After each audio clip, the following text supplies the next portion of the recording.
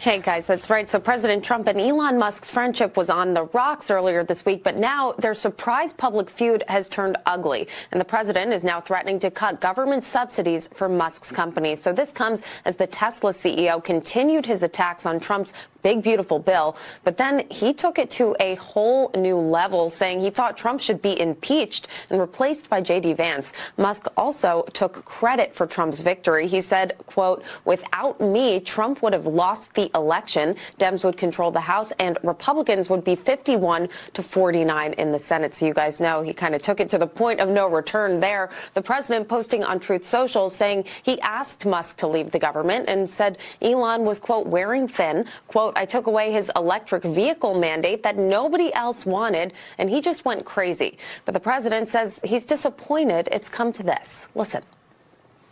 Elon and I had a great relationship. I don't know if we're well anymore, but I'm very disappointed in Elon. I've helped Elon a lot. And I'll be honest, I think he misses the place. I think he got out there and all of a sudden he wasn't in this beautiful Oval Office. Yeah, so Republicans are rallying behind the president. They are calling this feud childish and ridiculous. I've had a lot of love and respect for you for what you've done for this country over the last several months, but you've lost your damn mind. I tried very hard to speak with Elon over and over, and to talk with him about what I believe are misconceptions he has about this bill and what it is. Meanwhile, Democrats are speaking out as one lawmaker even calls out his own party for its inconsistencies towards Musk. This divorce was predictable, if not inevitable, because it was always a marriage of convenience. The Dems, we've been dumping all over Musk and vandalizing Teslas or whatever, and now we might be more back into him. Despite the feud, House Republicans say the reconciliation bill is moving forward, and that bill is currently pending in the Senate. Guys? Yeah, that's right. And we're also hearing that there could be a phone call today between Elon Musk and Donald Trump. So hopefully that happens. And then Bill Ackman on social media said, "I support Donald Trump and Elon Musk, and they should make peace for the benefit of our great country." And Elon Musk responded, "You're not wrong." And I keep refreshing my feed to see when the Republicans are going to stage their burning of Teslas this weekend. I have not yet seen anything. I keep looking for it. Friends, join us. We have a spectacle. I give you the war wall.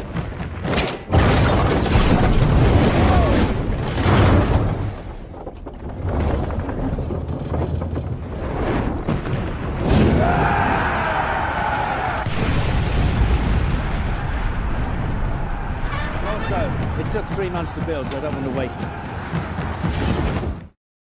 I'm going to be deporting our internet service provider, ladies and gentlemen, right after the show.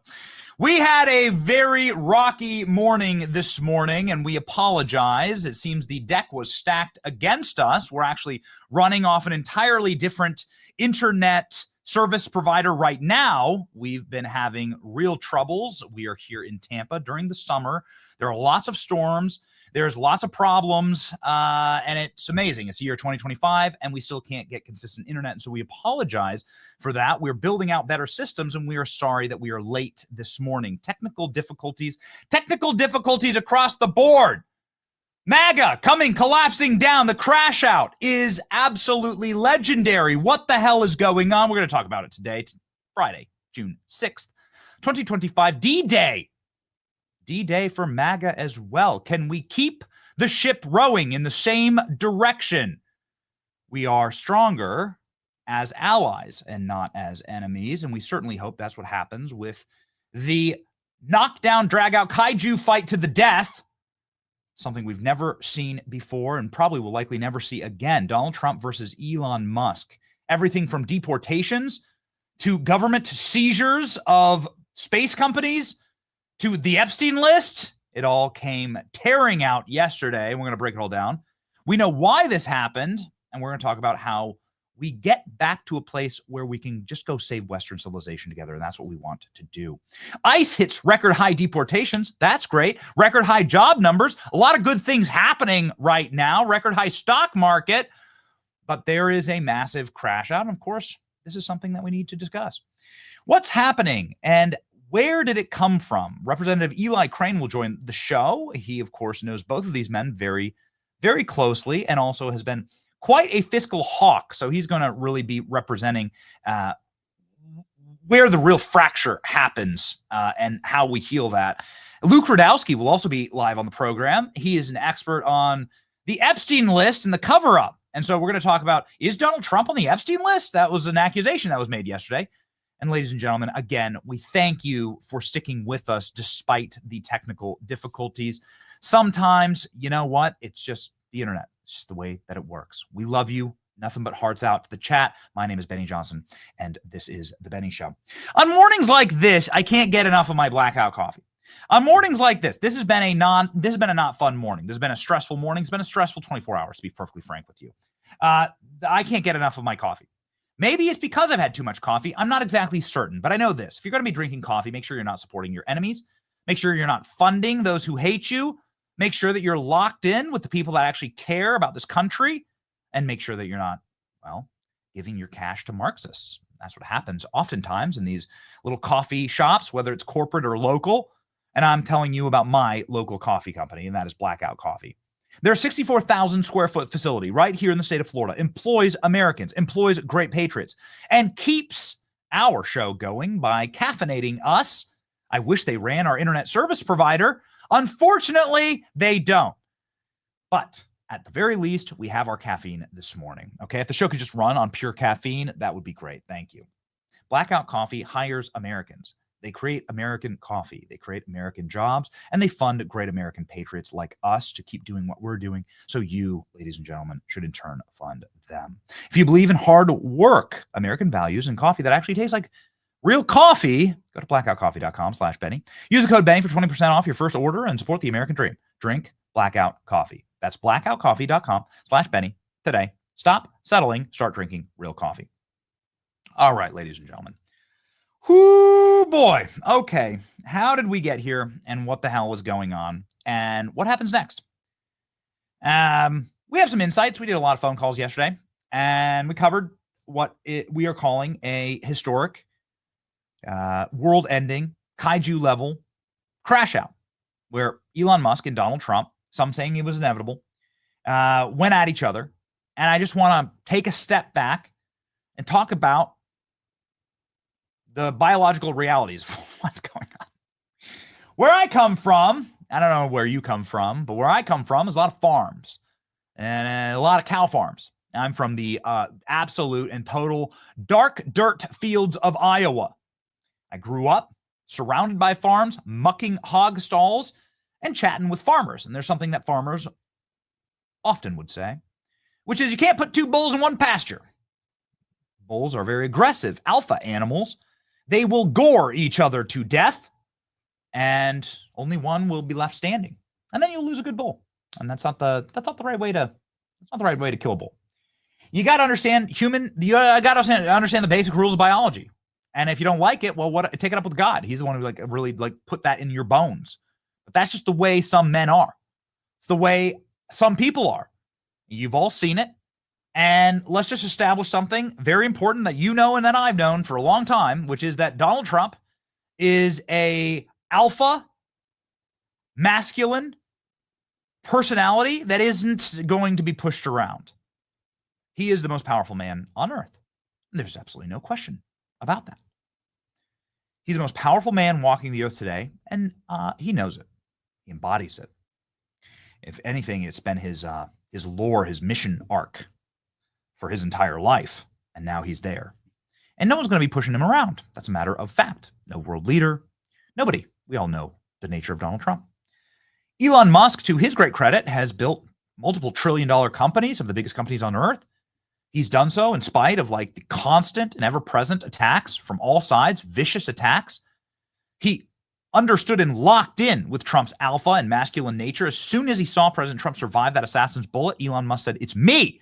I'm going to endorse this man." And he did so right in front of us. We were front row at the Butler rally, and hot damn, when Elon Musk went on stage, that was something legendary. It was something that I will never forget. And he was doing the jumping jacks up on screen. It's like a thing that we all wanted to see. It's the most powerful man on earth, Donald Trump, and the richest man on earth, which in some levels, definitely makes you obviously incredibly powerful as well. Elon Musk controls lower space orbit with all of his SpaceX satellites. He's the number one defense contractor. He built the most successful car company on earth, the most valuable car company on earth right now. Of course, he liberated free speech by buying X. 3 years ago now, $44 billion, a lot of money. The point is that clearly these are two bulls, and they've been sharing the same pasture for quite a while. And it was only a matter of time. Yeah, there's the photo. Pop it up. It was only a matter of time, ladies and gentlemen. Only a matter of time. Elon went from doing jumping jacks on stage and doing some pretty hysterical speeches for President Trump. Who can forget the Madison Square Garden speech? Right? Like, it's great. And they had a wonderful relationship. It was authentic. It truly was authentic. A little X jumping around with Donald Trump and everything like that. Anyway. How did we get to Elon Musk calling for President Trump's impeachment? How the hell did that happen? How do you go from these scenes of joy? Put it back up. How do you go from like literal jumping for joy, jumping for literal jubilation in endorsing President Trump? By the way, at the exact same location that President Trump took a bullet for this country. That, of course, inspiring Elon Musk to do this endorsement. As Elon Musk has said many times on the record, he just couldn't believe President Trump's alpha lion nature to stand up and say, fight, fight, fight. That's what we're going to endorse, says Elon. Elon Musk, of course, then spent $250 million, did rallies, embraced the president and his messaging, gave away millions to Trump voters, right? So an absolute, and all of it came together, right? All of it comes together. How do we go from that to Elon Musk calling for Donald Trump's impeachment yesterday and saying Trump's on the Epstein list, and people inside of Trump orbit saying Elon Musk needs to be investigated and deported? Boy. All right, here we go. Let's begin. People who are visionaries are often purists, and they feel things very deeply. Elon Musk really, truly wants to cut the federal deficit. He really wants to cut pork in Congress. He really, really, in his bones, wants to stop the gutting of our future by making all of us debt slaves. And he said it time and time again. This is going to be his sole mission. He's going to save the country by doing this. That's one bull. The other bull is, of course, Donald Trump, who didn't put up signs at the RNC convention saying, fix the national debt. He had signs at the RNC convention saying, deport all criminal aliens, mass deportations now. President Trump ran on a parallel and important, but a parallel track. And President Trump won the presidency on a track that said, we're going to fix the criminal immigration in this country and we're going to deport them all. We're going to lock down our borders and we're going to save our civilization. Because if you bring in 20 million people from foreign and alien lands with their foreign and alien tongues and cultures, that's not America anymore, as we've covered many times in this show. You can't take every Italian out of Italy and drop them into Florida and still call it Italy. It's not. The culture and the people are the actual place, not the rocks that are there, not the trees. The trees don't make Italy. It's the people, their traditions, their language, who they are. So if you bring 20 million foreigners into this country, unvetted and criminally, and then you drop them into these little towns, it ceases to be America. It's not America anymore. Minneapolis is no longer Minneapolis. Trump saw that as the key issue, and Trump won the presidency on that issue. And so these two bulls finally found a time to joust with the big, beautiful bill. So they were on parallel tracks, doing things that I think we could all agree are important. And then finally, this big, beautiful bill comes up. And Elon Musk is of the opinion, there's a lot of conflicting opinions on this. I want to play you Stephen Miller taking the alternative side of this. ALX, please find me that. Please get me that clip. I didn't see it in the show notes. I need Stephen Miller giving the full-throated argument that this will not be increasing the national debt, and we'll actually cut it, please. But you know how budgets work in DC. You know how math works in DC. It's very shady. Elon says, I cannot stand it anymore. This is a massive, outrageous, pork-filled congressional spending bill. It's a disgusting abomination. Shame on those who voted for it. You know what you did. You know. Well, that's a pretty savage shot across the bow. Trump needs this bill. Realize it's two bulls in the same pasture. The bulls have different agendas. Elon Musk wants a ravenous, cut-to-the-bone strategy in DC. That's what Doge was all about. That's what Elon's been going on. At the very least, they're ideologically consistent. Elon must have been going on about that for years, and Donald Trump's been going on about criminal immigration for years. This bill, big beautiful bill, greatest funding for the border, for deportations, for ICE, for Customs and Border Patrol in American history, is the thing that was robbed Donald Trump in the first administration. We all remember the backstabbing, traitorous Benedict Arnold Republicans who refused, just flatly refused, to fund Donald Trump's border wall. Now it's like a rounding error based on what we've sent to Ukraine for their border security. So President Trump says, damn it, I am getting my border funding. And we are getting funding for these deportations. It's absolutely critical. That element of the big, beautiful bill, argue whatever you want, that is absolutely critical. So Elon Musk and Donald Trump are locked at absolute loggerheads. Now, this post was sent just hours after Elon Musk had his official departure from the White House, which we covered live, where Elon Musk shows up with a black eye. He says his kid was fighting with him and gave him a black eye. All right, I don't doubt it. But he had a very loving and very warm and very conciliatory departure from the White House. With President Trump could not have been more effusive, and he gave him the key to the White House, right? Golden key to the White House. Here, ladies and gentlemen, is a recap of that meeting, and things got really bad after this. Here we go. Today it's about a man named Elon, and he's one of the greatest business leaders and innovators the world has ever produced. He stepped forward to put his very great talents into the service of our nation, and we appreciate it. And I just want to say that Elon has worked tirelessly helping lead the most sweeping and consequential government reform program in generations. And you know the kinds of things that he's found and his people have found. He's brought a group of very smart people in, and they found things that are pretty unbelievable.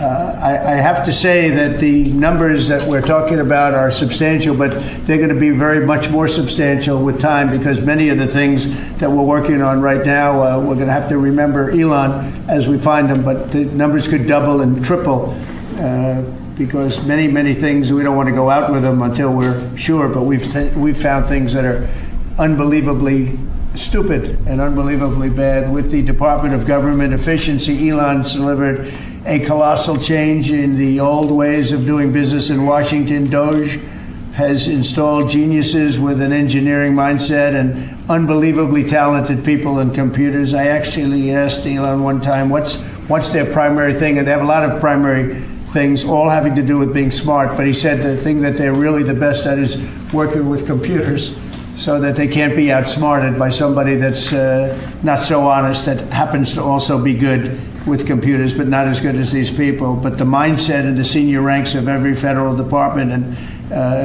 it's really changed. And with Elon's guidance, they're helping to detect fraud/waste and modernize broken and outdated systems. So as you know, we're talking about various systems and changing systems. And, you know, sadly, it takes a long time to do that. You'll change, let's say, a system at IRS and computerize it properly, where the job can be done in 1/10 the time, but it takes sometimes years to rebuild those systems.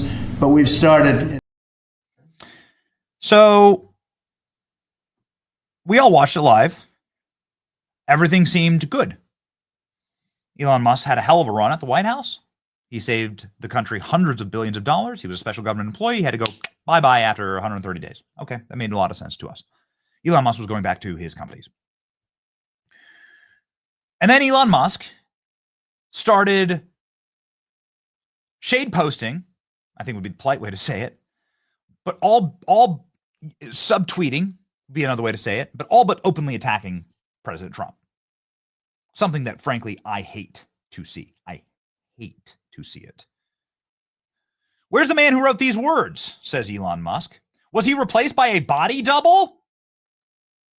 This is Elon Musk saying that Donald Trump, not Joe Biden, is the body double. What was he quote tweeting? He was quote tweeting a bunch of old Trump tweets talking about a balanced budget and the national debt and saying he's embarrassed because Republicans raised the debt ceiling. These are tweets from 2012 and 2013. Wise words, 100%. Can't agree more. So Elon Musk is shade posting against Trump online.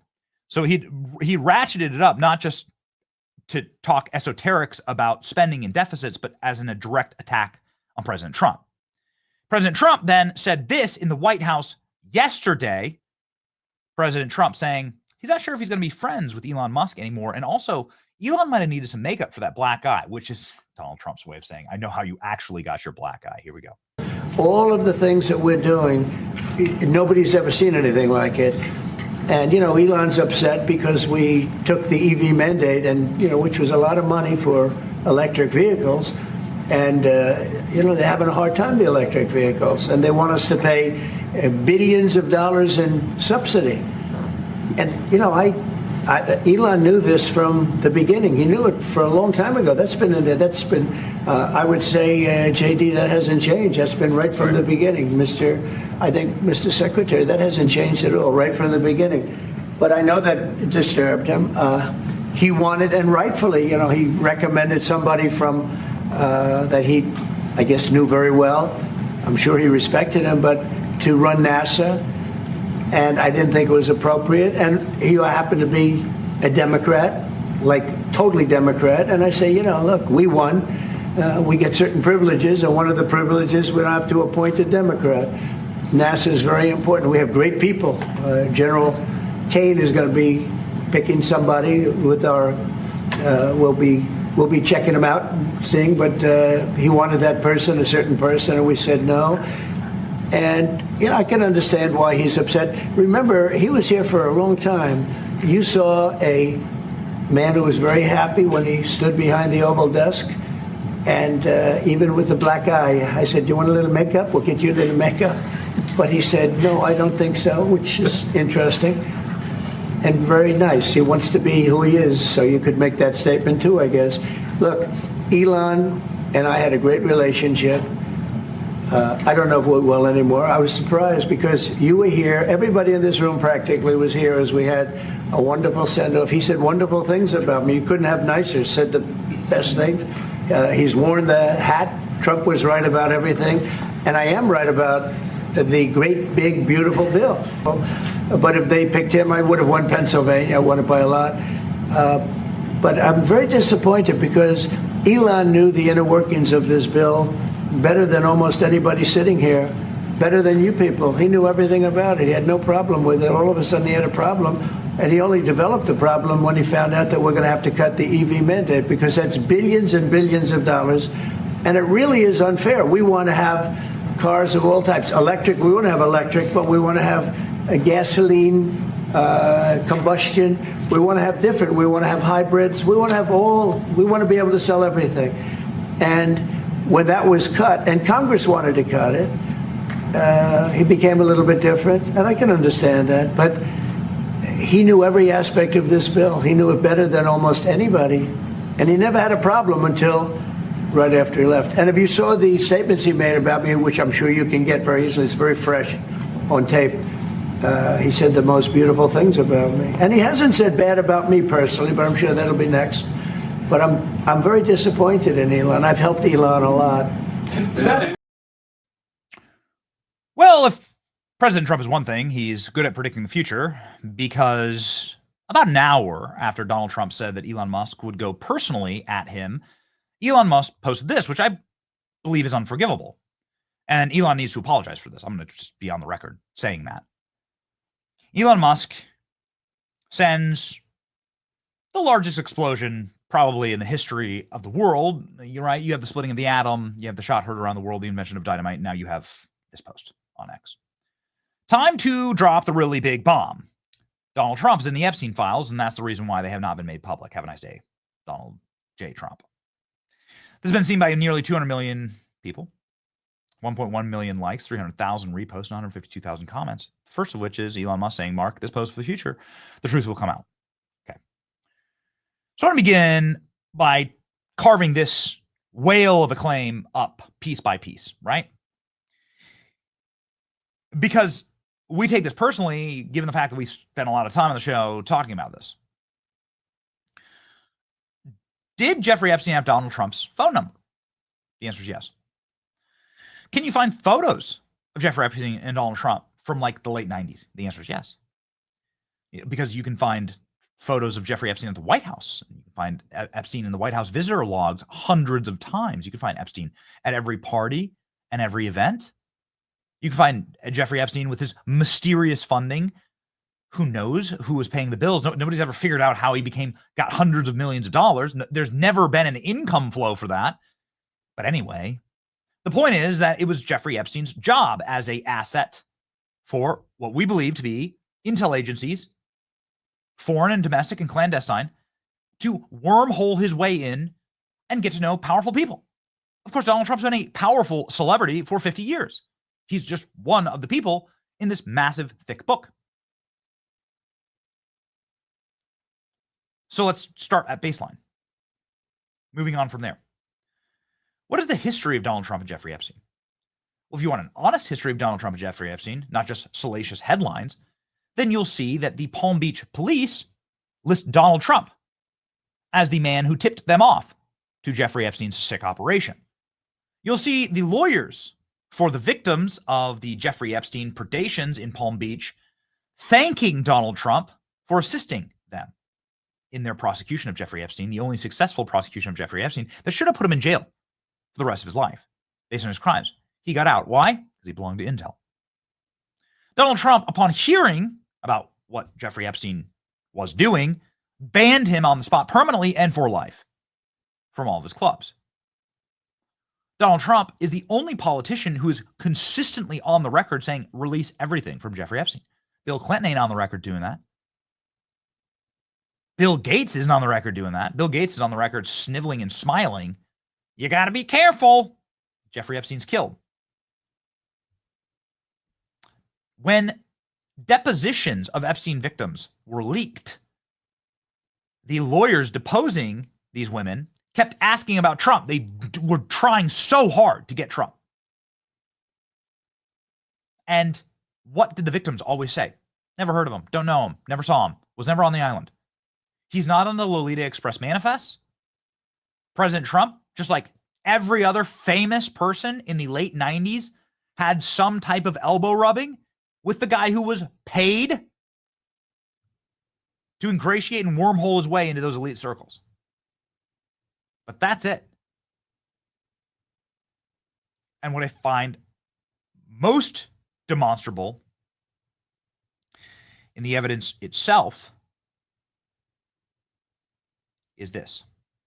Do you really believe that the deep state, the intel agencies, will just sit there on a smoking gun, the pure kryptonite to President Trump, the way to stop Trump cold in his tracks and end his political career? Do you think they just sit there and wait for that to just come out or never come out? They would just let that sit in the box? It's absurd. It's obscene. You're not living in reality. I think Elon Musk needs to take this down and apologize for it.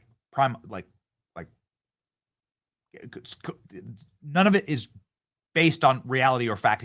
The Grok AI that is built into X says that there's absolutely no basis for this, and there's never been a scintilla of evidence to prove any wrongdoing President Trump. Unlike Bill Clinton, who is named going to the island by the victims, who is constantly named by the victims, who Jeffrey Epstein said likes them young. Those are his own words. who was at the island, according to the victims. The tale of two presidents. You're telling me the deep state would watch President Trump run for president in 2016, in 2020, in 2024, and would just, for 15 straight years, would just hold on to the smoking gun evidence that could end Donald Trump's political career. They released the Access Hollywood tape. They released everything they could possibly find on Donald Trump. Every text message, every letter, every mention of every woman that Donald Trump ever looked at has been fully fleshed out, and many of them have sued Donald Trump for hundreds of millions of dollars. Every time President Trump didn't pay the parking meter has been a $100 million lawsuit in the state of New York or Fulton County, Georgia. All of it. President Trump is the most thoroughly vetted politician in the history of our country. Point blank. And you're telling me that the smoldering career-ending evidence of Donald Trump doing something naughty with Jeffrey Epstein was just sitting there the whole time and the deep state didn't release it? Well, Benny, they would have released stuff on themselves. No, you just selectively leak it. They could have ended Biden's career at any time. They had the laptop. They didn't want to do that, so they staged a full cover-up operation. They will leak literally anything on President Trump. The Access Hollywood tapes, right? The whole like grab him in the naughty place, President Trump's locker room talk. They were able to find that. That was like a random clip. They weren't even on TV at the time. They weren't on. That was never even broadcast. They had their mics on. They were like inside of a bus. They were able to come through. That just shows you how thoroughly they checked every piece of footage they have ever gotten on President Trump. Everything. They were able to find one off-the-cuff locker room talk comment inside of a bus that wasn't even broadcast. That was said in private, behind closed doors. Okay, that's what you got from President Trump. And they were just sitting here on a bunch of Epstein tapes of Donald Trump on Epstein Island. They just refused to. They're just too good of people to release that. No, it's garbage. It's garbage. It's garbage. It's garbage. I want to just play. We have a lot of stuff to back this up. But I want to just jump into one quick clip here, which I think is the greatest defense of President Trump against these salacious claims that, you know, are I think libelous potentially, is the lawyer for the victims straight up on the street saying, nope, you got to understand, Donald Trump, not only was Donald Trump not implicated in this at all, Donald Trump's the only guy who helped me.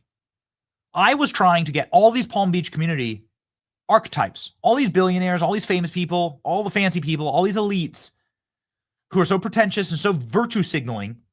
You know, Jeffrey Epstein bought his way into those circles, and none of them helped me, says the lawyer, who finally got a proper prosecution for underage sex trafficking. That's what he was prosecuted for here in Florida. And he was let off the hook by the feds. They gave him an unbelievable immunity deal to all the co-conspirators. And then Epstein himself was up and out of prison in no time.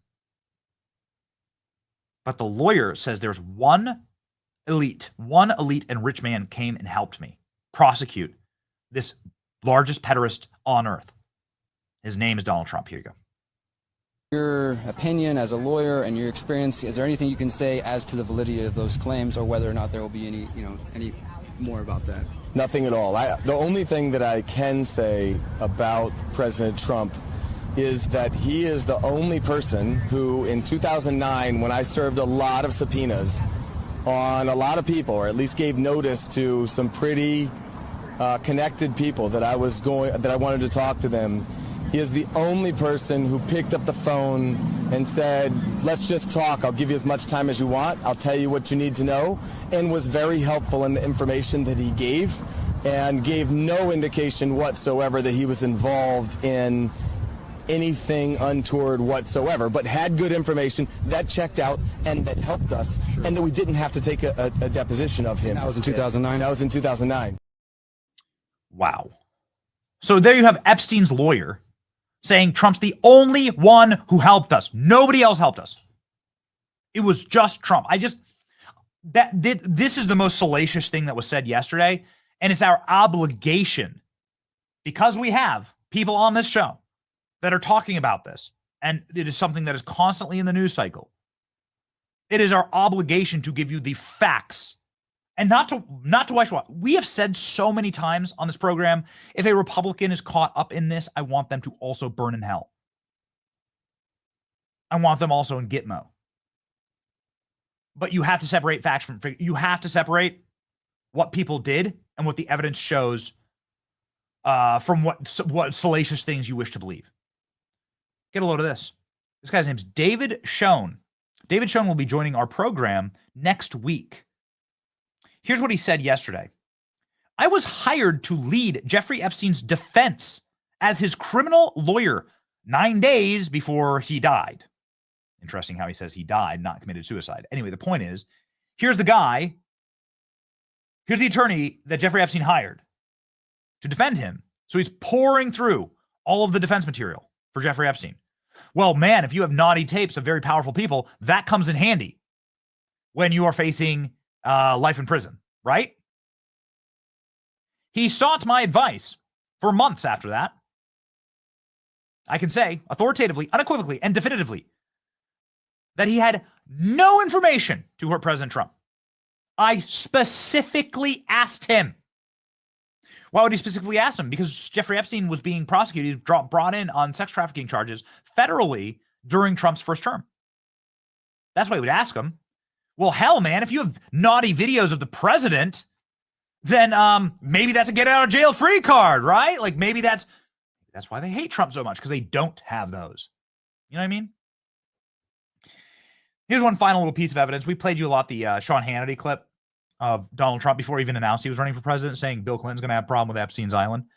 Donald Trump was actually the person who mainstreamed Jeffrey Epstein and his crimes and talking about how complicit this demonic pederast cult is in Jeffrey Epstein's crimes.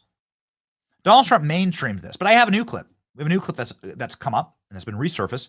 This is President Trump from before he even ran for president, talking about Jeffrey Epstein, unprompted, talking about what an absolute scumbag, this is from 10 years ago, what a degenerate scumbag roach he was. Let's go. You raised the question of Jeffrey Epstein in your remarks about in the Q&A. Well, I think he's got a problem. I mean, what do you think the problem will be? I don't know, but that island was really a cesspool. There's no question about it. Just ask Prince Andrew. He'll tell you about it. The island was an absolute cesspool. So it's incredible to watch this stuff.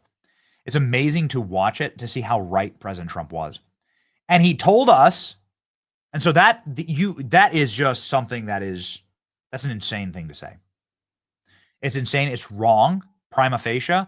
And unless there's some type of brand new evidence that none of us have ever seen that does not comport with any of the evidence we already know, it's like worth taking your time to completely gut that salacious claim, because it has been seen by millions of people.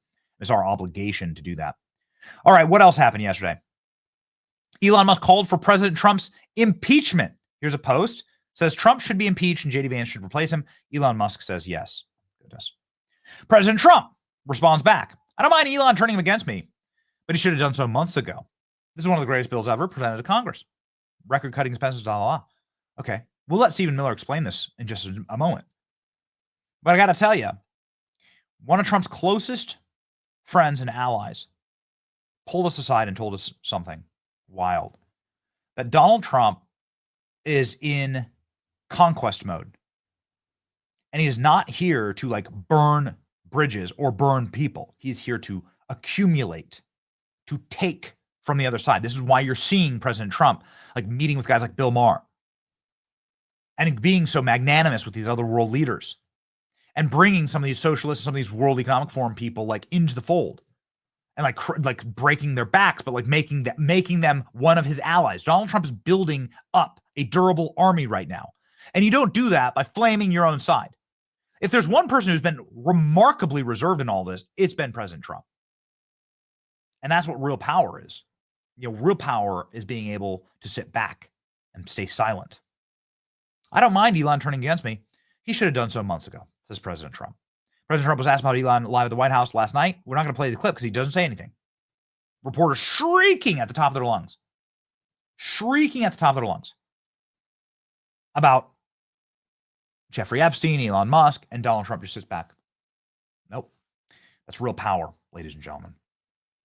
The White House, again, refusing to attack Elon Musk, taking the high road, and you love to see it. This is an unfortunate episode from Elon. He's unhappy with the One Big Beautiful Bill because it does not include policies that he wanted. The president focused on passing a historic piece of legislation and making our country great again. Here's Stephen Miller, and we said we need to give we presented to you Elon's opinion, which is that this was a pork-filled mess, and that it's going to add to the national deficit. Stephen Miller, who of course is an architect in crafting this bill, rebutting that soundly and very sharply, and it's worth listening to it. It's a 90-second clip, but you need to hear the from the architect himself, and a man who, dude, has Stephen Miller ever lied to you? He's like the single most binary individual I've ever seen work in government. There's no lying in this man. Explaining to the American people what this bill actually does. Here we go. Years trying to destroy him. That's what brings us to this moment. I have waited my entire life, and if I was older, I would say I've been waiting for 100 years, because there's never been a bill like this bill since there has been a conservative movement. This represents the culmination, in the case of the MAGA movement, of 10 years of hard work. This bill would have been unthinkable in 2017, in the Paul Ryan era. In this bill is the codification of President Trump's most important campaign promises. It is done through a process known as reconciliation, which allows us to enact them into law with 50 votes, not 60. No Democrats are involved. There's no trading with Democrats. No Democrats are involved in the writing or crafting of this bill, nor is it written by the Appropriations Committee. This bill is written by the most conservative lawmakers in Congress, people like Jim Jordan. It's written out of the policy-making committees by the Republican members there. So, for example, as has been much discussed, it fully funds the deportation agenda. It fully funds massive expansions in the number of ICE deportation officers, ICE beds, ICE deportation flights, and the complete permanent physical sealing of the entire southwest border. All of that money, all of that funding is provided up front. This was a 10-year plan. In other words, going back to 2017, when Paul Ryan didn't give us the money for the immigration project, for 10 years, we thought, given the chance to do it again, we would put all of the immigration money in the first bill out of the chute up front. That's what this bill does. And also significant additional changes to the administration of our immigration system. For example, there's language in here cracking down on nationwide injunctions. There's language in here raising the fees on foreigners coming to our country so that we can protect the American taxpayer. There's language in here expanding the mission of the Defense Department to seal and protect the U.S. border. And I could go on. Of course, the bill also includes in it every single tax promise that President Trump made on the campaign trail, but in particular, the part of this tax promise is to forge that deep alliance with the working class of this country. No tax on tips, no tax on Social Security, no tax on overtime. Look, if Ronald Reagan had just done no tax on tips, they'd still be giving speeches about it today at the Reagan Library. They'd have a whole week at the Reagan Library just devoted to that time that Ronald Reagan did no tax on tips. There'd be whole statues. There'd be museum displays. They'd have entire industries built off of just telling the story of the time Reagan did no tax on tips. You can hear the pain in Stephen Miller's voice in what is a bit of a mask-off moment. The betrayal of our own party. Who's really at fault here? And we're going to descend a little bit, and now it seems like the plane has pulled up right before the crash, and it's a good thing. We're going to explain why. But you can hear the pain of betrayal there, and who actually deserves the blame for all of this? Congressional Republicans are feckless, are weak, are cucked. Congressional Republicans are the ones who slide pork spending into these bills and are able to carve out, totally fraudulently and criminally, for their own stupid constituencies and for their own buddies and friends and lobbyists and the industries that pay their bills and employ their wives and employ their mistresses, and this is how it all works. It's congressional Republicans who constantly stab our party in the back, stab our agenda in the back, And we need to replace some very problematic members of the Republican Congress. And we need to change quite a bit of leadership. And that's going to be a multi-generational process. And I have an example of this, ladies and gentlemen. Paul Ryan, you can hear it there in Stephen Miller's voice. He said it cracks. His voice cracks when he's describing the bitterness against a guy named Paul Ryan, who was the Speaker of the House, who cut this ad, in fact, and we'll play it just to remind people what treasonous, spineless worms people like Paul Ryan are. These neocons and these globalists. Paul Ryan put out this ad. Let's just watch a few minutes. Let's watch a couple seconds of it. It's only 10 seconds long. Oh, it's thousands of miles along the border. It's time for the wall, says Paul Ryan. I had the opportunity to travel down to Texas go to the Rio Grande Valley and spend time with our border patrol. Paul Ryan had a durable majority. See what they're up against, it really gives you even greater respect for what they do. They clearly need more tools and more support to do their jobs effectively. That's why we're going to get this done this week. Paul Ryan, we're going to get this done this week, he says. In the ad, it says, let's build the wall. Did Paul Ryan ever fund Trump's wall? Did he even pass a bill in the House, which he controlled, by 25 votes? Paul Ryan has a large majority, much larger majority than Mike Johnson has. Paul Ryan could have passed anything he wanted to. Paul Ryan could have funded the Golden Dome. He could have bought Canada. You could have done anything. You definitely could have gotten Trump a couple billion for the wall. Duh. It's like the easiest vote ever. Paul Ryan never brought the bill, lied directly to our faces, spit on the MAGA agenda, and sneered at all of us. This is the nature of congressional Republicans. And I deign to say, and I'm very frustrated about it, some of these Paul Ryan people, they still work in the Speaker's office. They still work inside of Republican leadership. They're still like the tentacles of that in the House. And they are, it's like clawing out of Natus Fratu's blackened fingernails any victory for the MAGA movement, these people. They're such urchins. They're the true cancer on our party and our movement. Still exists in Congress. Of course, you can see it on it, like out in the open with guys like Mitch McConnell. But it is terrible. And Stephen Miller is saying we need this bill because of these traitors, what they did to Trump in the first term. Stephen Miller is laser focused. He says your national debt doesn't matter. And in fact, they're both intertwined. Okay, let's speed rant this thing, but they're both intertwined, and let's talk about it real quickly.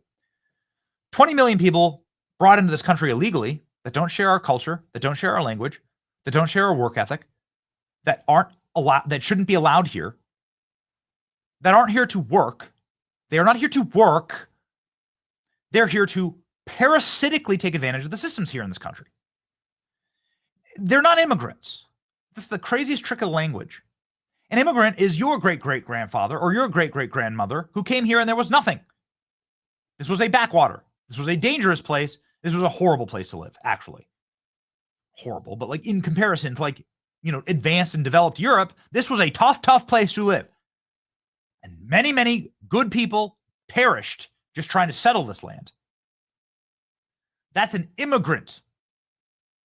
That's a frontiersman. That's somebody who forged this land. A parasite is somebody who moves to an already developed nation to take advantage of their social welfare systems. That, I think, applies to the vast majority of the criminal aliens brought in under Joe Biden. That alone is a debt bomb that will destroy this place because that practice is passed down.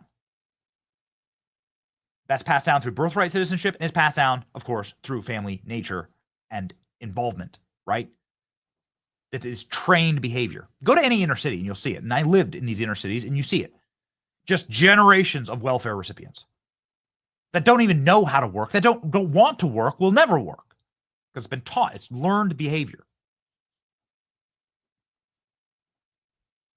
Getting rid, sending back to where they belong, 20 million criminal aliens, will in itself solve a large portion of the debt problem. That's a real debt bomb. Do you see how the two things are intertwined? And how while I disagree with the tactics, I appreciate that Donald Trump and guys like Stephen Miller are so laser focused on getting this done for once and for all, which we must fund these deportations. We must fund this border security. We must fund for the next 10 years Customs and Border Patrol to solve this problem, to save America. That's step number one. Solving the debt can happen and should happen later. But they are linked and connected. Things got ugly yesterday. Not just the Epstein thing, other stuff. Here, ladies and gentlemen, Steve Bannon saying, I'm of a strong belief that Elon Musk is an illegal alien and should be deported from this country immediately, he said. Steve Bannon is someone who doesn't like Elon Musk and has said so for years. For years, he doesn't like. He said he doesn't like Elon Musk. And Steve Bannon is entitled to his opinion. There's bitterness that happens, among certain factions, and I'm just going to leave it there. Elon Musk has regularly called for investigations into Elon Musk. Now he's calling for his deportation. President Trump saying Elon Musk is wearing thin. I asked him to leave the White House, and I took away his EV mandate. And he just went crazy. This is about as mean as Trump got yesterday, which, as we all know, is not that mean. That and saying he needed makeup with his black eye. Well, in response to this, Elon Musk says, well, I'm going to decommission my Dragon spacecraft immediately. So I'm going to stop making rockets for America. Yikes. Bro, geez, back off. You're going to have no friends left, right? If you go down this path. Left hates you. The left will never forgive Elon for what he did in 2024. The right loves Elon for that. There's no reason to burn there's no reason to burn all that credibility, but you do stuff like this, makes you seem like you're on the wrong team. You know what I mean?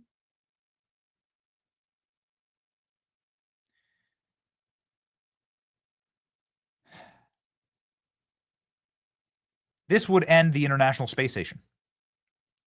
This just got better and better. Go ahead, make my day, says Elon Musk. Completely crashing out on, the rocket systems that his companies have prepared for the federal government. But then something, so it's like the who, that escalated quickly.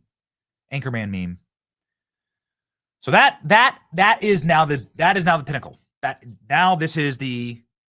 is now the end point of the destruction. That's the plane on fire, about to hit the ground. And then, thank God, we had this. Right before impact, we started to see something. Praise God. Here we go. This is a shame, this back and forth. You're both better than this. Cool off and take a step back for a couple days. Elon Musk responding. Good advice. Okay, we won't decommission Dragon.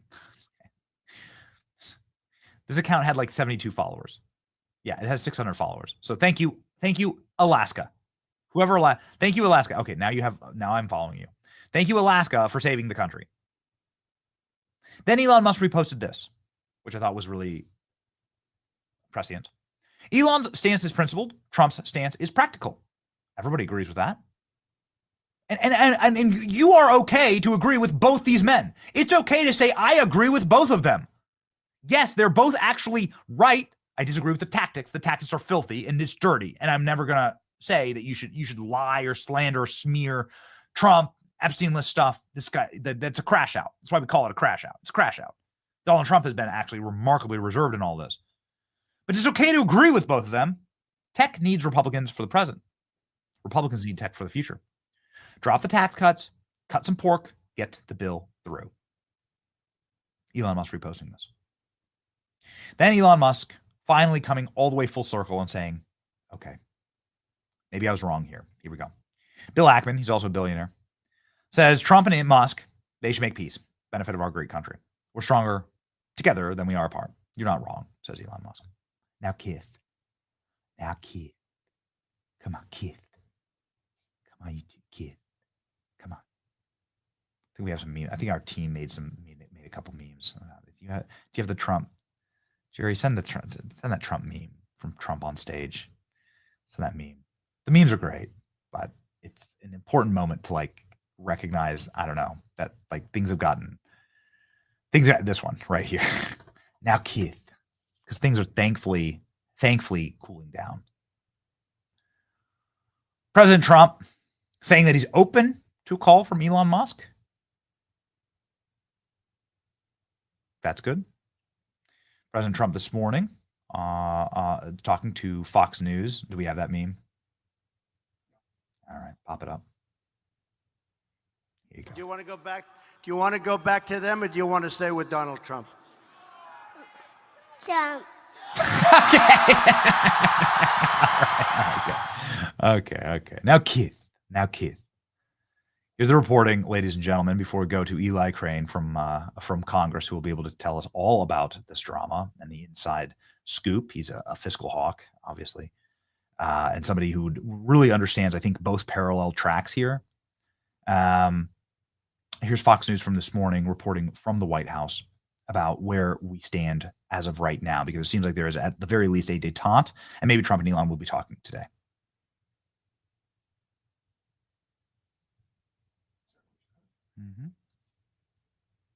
Here you go, clip A. So much more to report about this just since we talked in the last hour.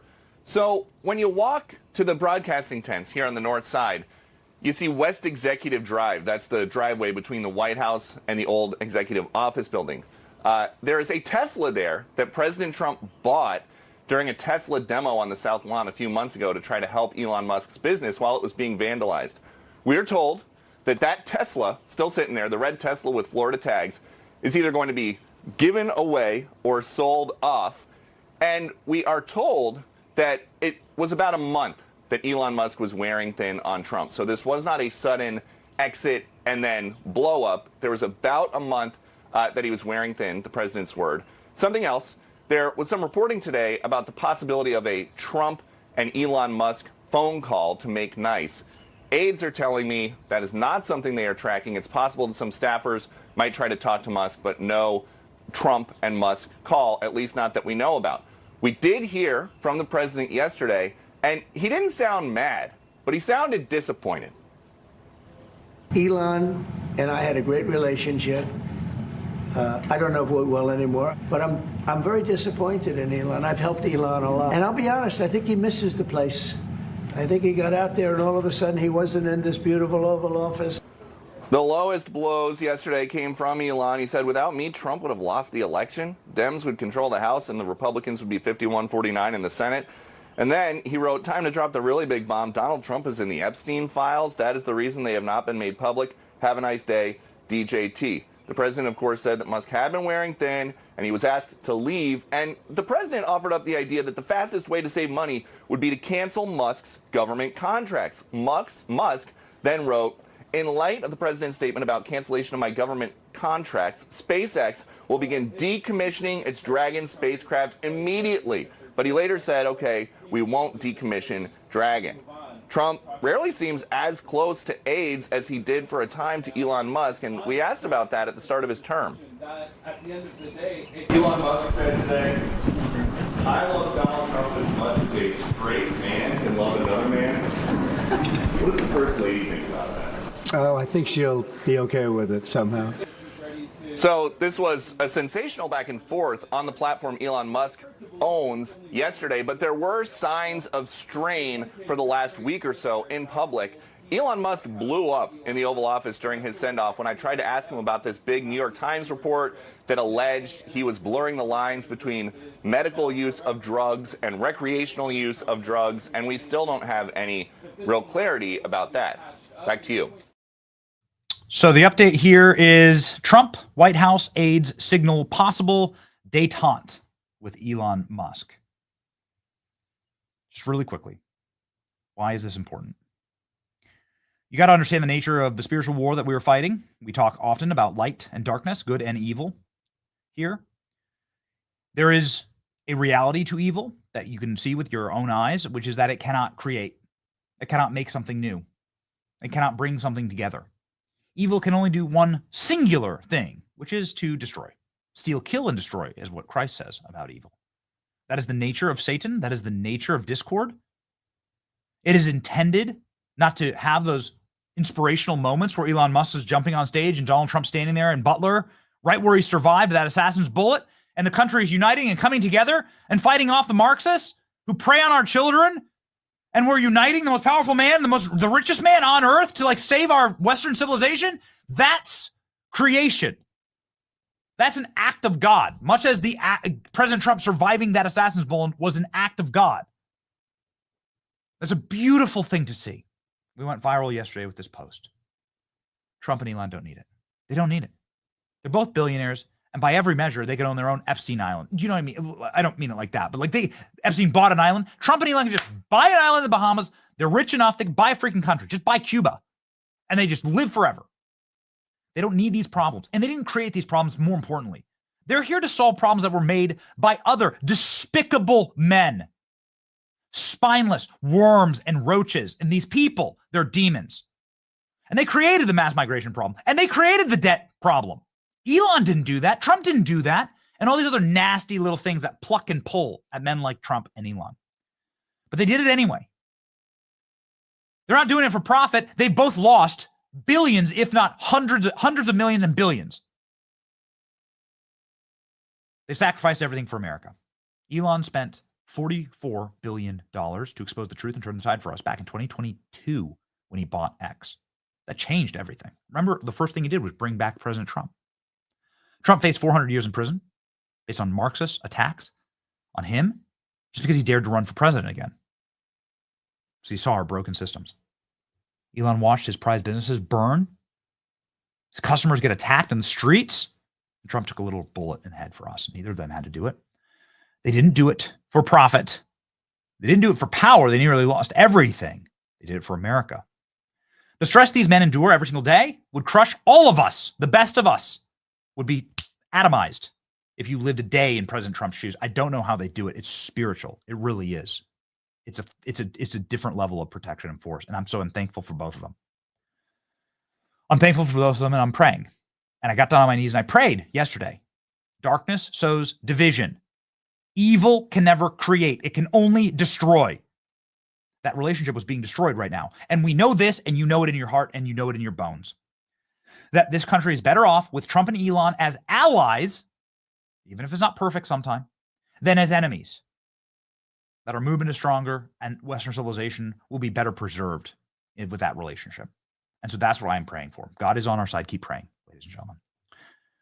A man who's prayed a lot, a man who's faced quite a bit of enemy fire, and so deeply understands these battles, is the great Congressman Eli Crane, who joins our show live now.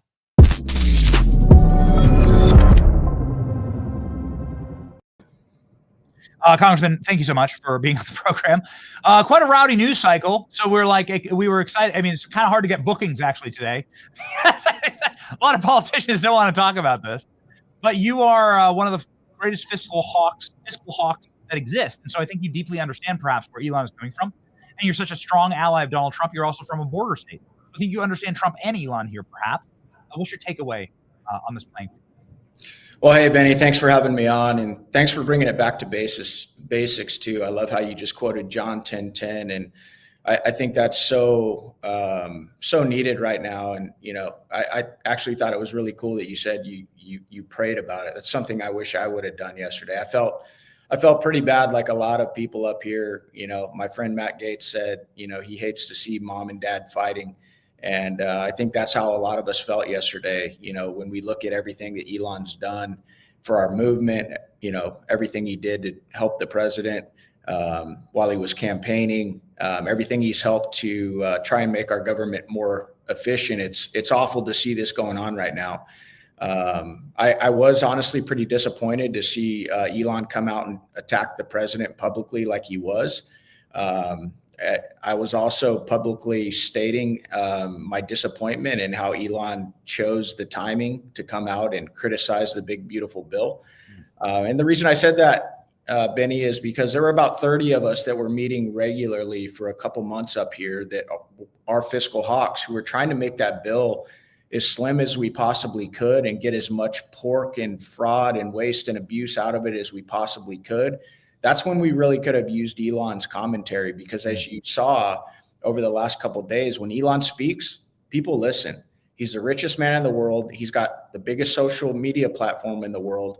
And we really needed his help to make this bill as beautiful as possible. And it does have some warts on it. Nobody can deny that. It was actually pretty hard to vote for in many ways. That being said, Benny, it does have some great things in it. And you talked about it a second ago with the border security being one of the biggest things that bill has in it, and also the tax cuts, which I know the American people need. We do not want to see the American people's, taxes go up by 25%. And so, the whole thing's hard to watch, but I think what you said was so timely. And, I think it is important for us to pray, for peace and the unification of these two guys, because as Bill Ackman said, and you've said yourself, the country's in a lot better spot when those two are united. And I'm not sure, how that reconciliation comes about, but I think you're on point with a good start.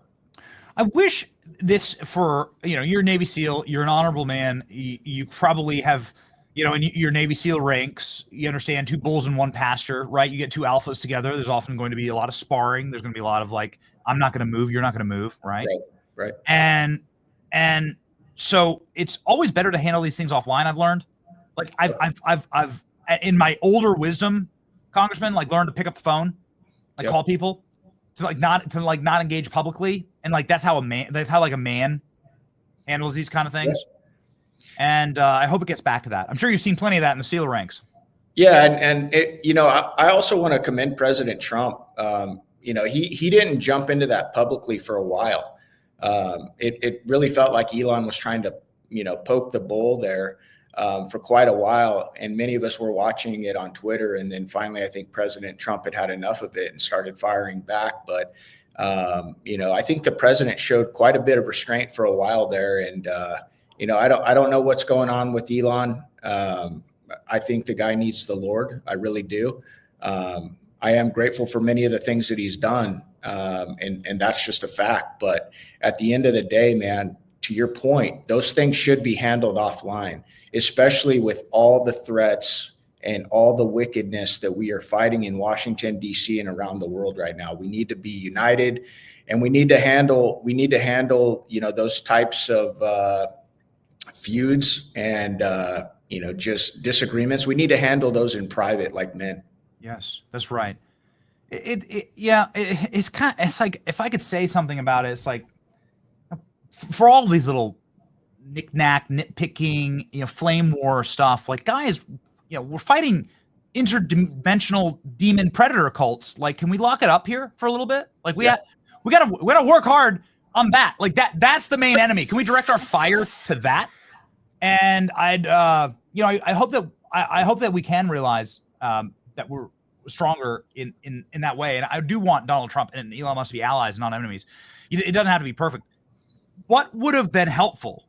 Would it have been helpful if Elon, I saw that clip go viral of you, would have been helpful if Elon Musk had like come out like a month ago and like really worked hard with like these spending cuts? 100%, 100%, Benny. It would have helped us. It would have helped us a lot because, again, of how big his voice is. And, the Doge, process that went on in DC, it was one of the most popular, movements in Washington, DC and around the United States, because Americans have known for a long time that there's a ton of fraud, waste, and abuse in our government. And Elon and his team were actually showing the receipts for the first time in history. And so it would have been massively important for him, and I will say, Benny, better late than never. But at the same time, if what I said was, if you're going to be in this fight when we need you, right? I don't know if anybody else noticed, but Elon wasn't tweeting and talking about, this bill, while those of us that were trying to get as many cuts in the bill as possible were waging war against the swamp. And that's when we needed him most. I'm not saying that, him weighing in now isn't helpful for the Senate. And then when it comes back to the House, but, like I said, man, that would have been really helpful 3 or 4 weeks ago. And do you think that there's some sour grapes over the selection, NASA, Jared Isaacman?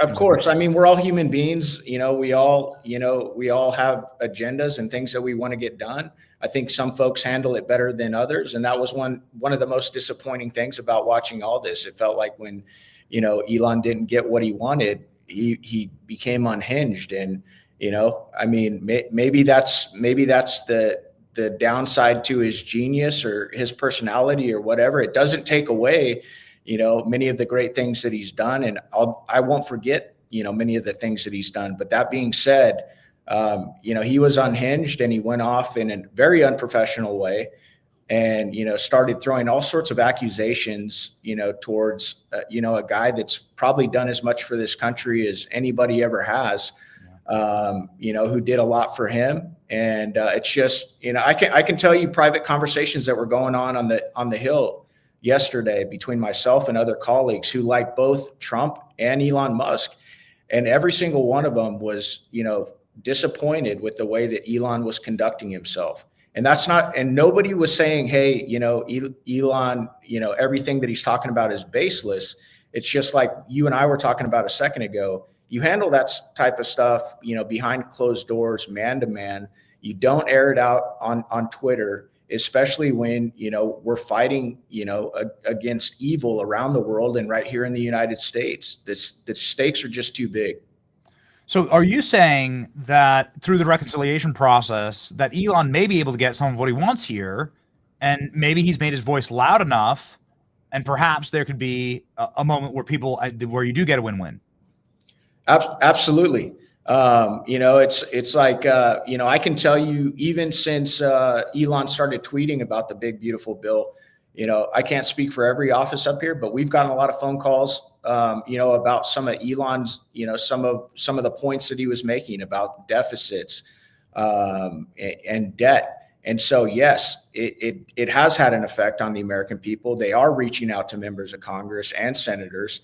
And so, again, that's why we need guys like Elon in this fight, because, Benny, even though you're not a member of Congress, you've been in media long enough to know that a lot of these fights that take place up on Capitol Hill and in culture, it's so important to have allies, and it's so important that everybody's messaging is going in the same direction so that you can win the messaging war, get the message out to the American people about, hey, what's in this bill, what's in that bill, what we need to all unite around. And, when guys like, Elon and others aren't on the same page and we're not all working together, we're just not as effective, especially when you're fighting the swamp that we are fighting, that it, definitely outnumbers us. They have more voices. They have more people on their side. We need all the help that we can get if we're going to, turn this swamp around. Yeah, it's such a profound point that you make. Like, okay, what's the alternative here?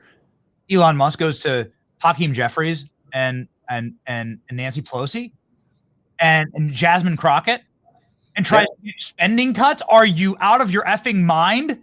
And tries to close the border. Are you kidding me? The only reason any of these people have power is an open border and like tens of millions of criminal aliens shoved into their districts in human trafficking scenarios in order to bump their census numbers.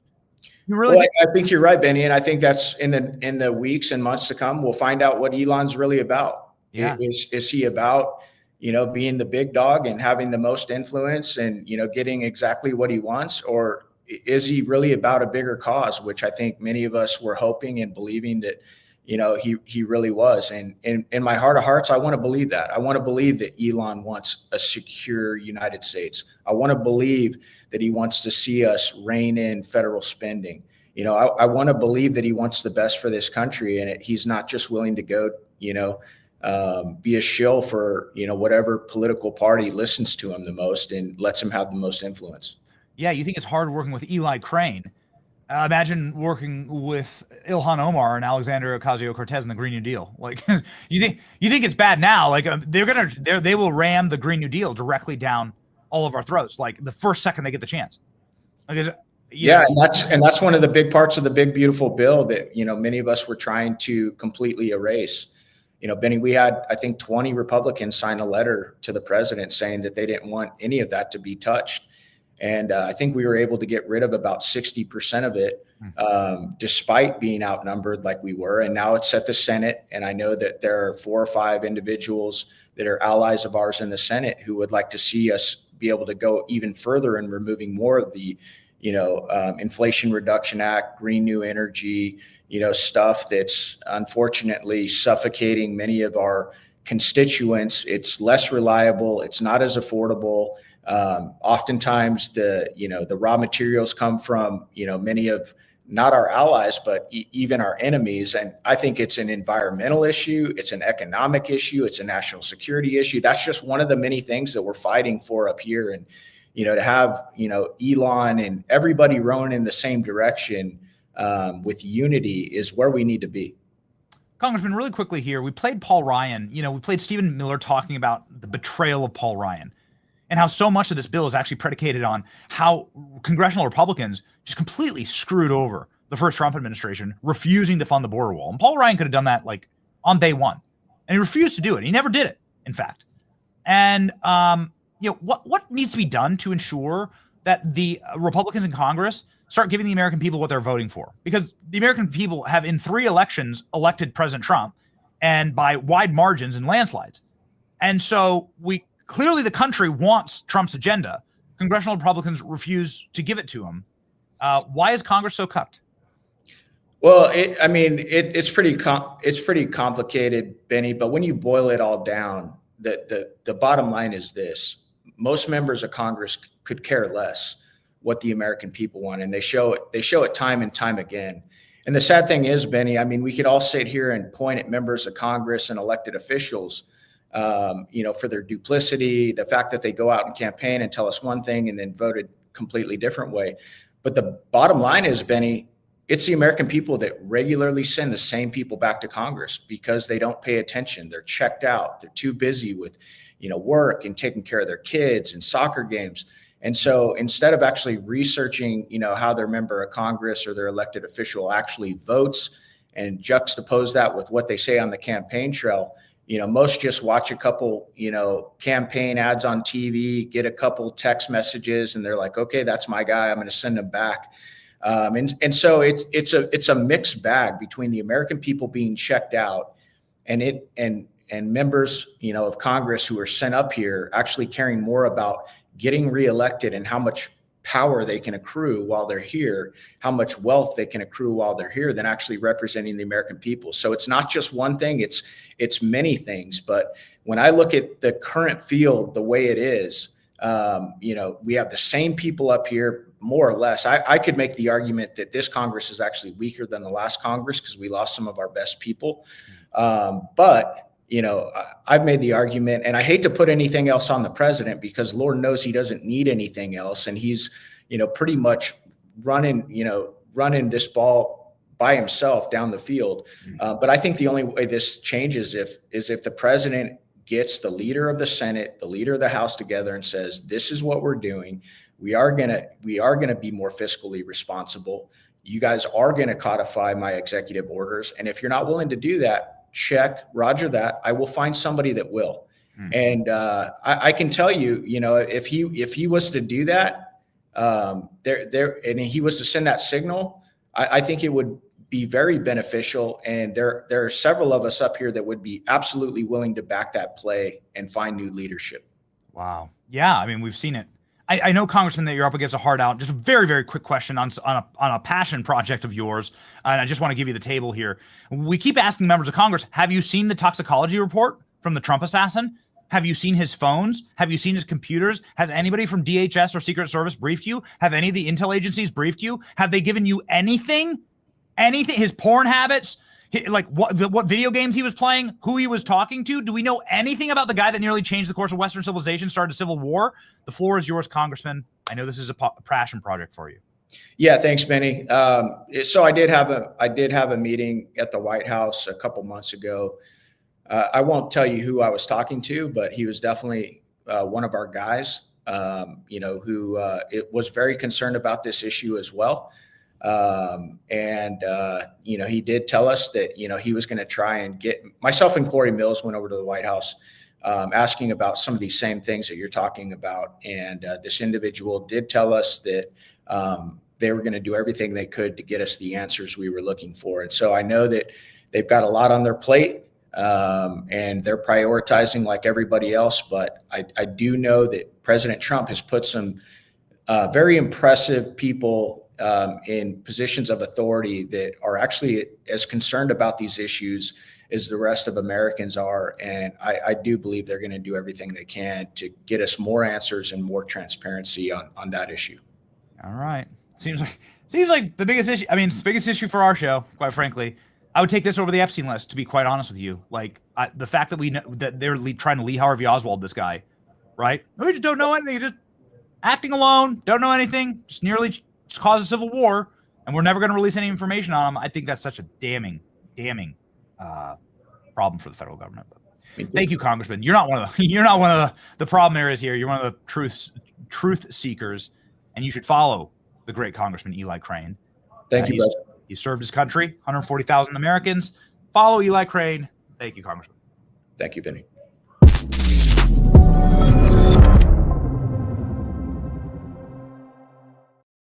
Ladies and gentlemen, sometimes, especially on today's days like today, where we have problems with our ISP, we have problems with our internet service provider and have to do major surgery, like open heart surgery effectively to like run the show. It's so annoying. Anyway, the point is that technology can really make or break you in this industry.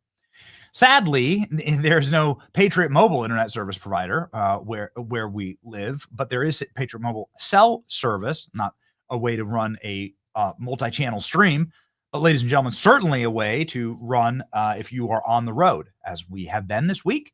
We've brought you multiple reports this week, and we'll bring you a lot of reports next week as we will be, let's just say, deploying into the field with President Trump next week. Get ready. This show is going on the road with President Trump next week. More to come on that. Patriot Mobile will be with us. Patriot Mobile, of course, will be the backbone of our coverage and will ensure that we are locked and loaded. And you should use Patriot Mobile. Of course, they're the only Christian conservative wireless provider in a time that we must have peace and we must have solemnity. We must remember Matthew 9. Blessed are the peacemakers, for they will inherit the kingdom of God. Ladies and gentlemen, make sure that you are locked in with companies that believe in your values like that, for instance. Kind of what the whole show is about. Patriot Mobile is that company. I know them personally. PatriotMobile.com/Benny. Call 972-PATRIOT right now. Use the promo code Benny for a free month of service when you sign up. BENNY. PatriotMobile.com/Benny or call 972-PATRIOT. Oh boy, a patriot on our show. One of the most right men in the history of the internet, Luke Rudkowski, joins us live. We're going to talk about Epstein. Let's go.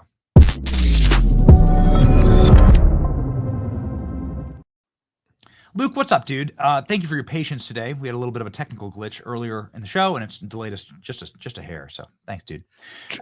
I'm sure you weren't planning on the tweet that was the shot heard around the world, the splitting of the atom. Donald Trump's on the Epstein list from Elon Musk, and that's why they haven't released it.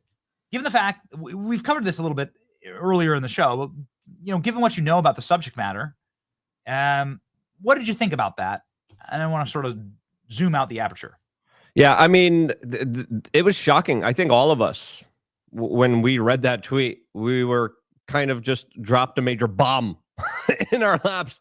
Be like, how in the world are we gonna, react to this? And I think it was just shocking. I was at the doctor's office. I was like, no freaking way.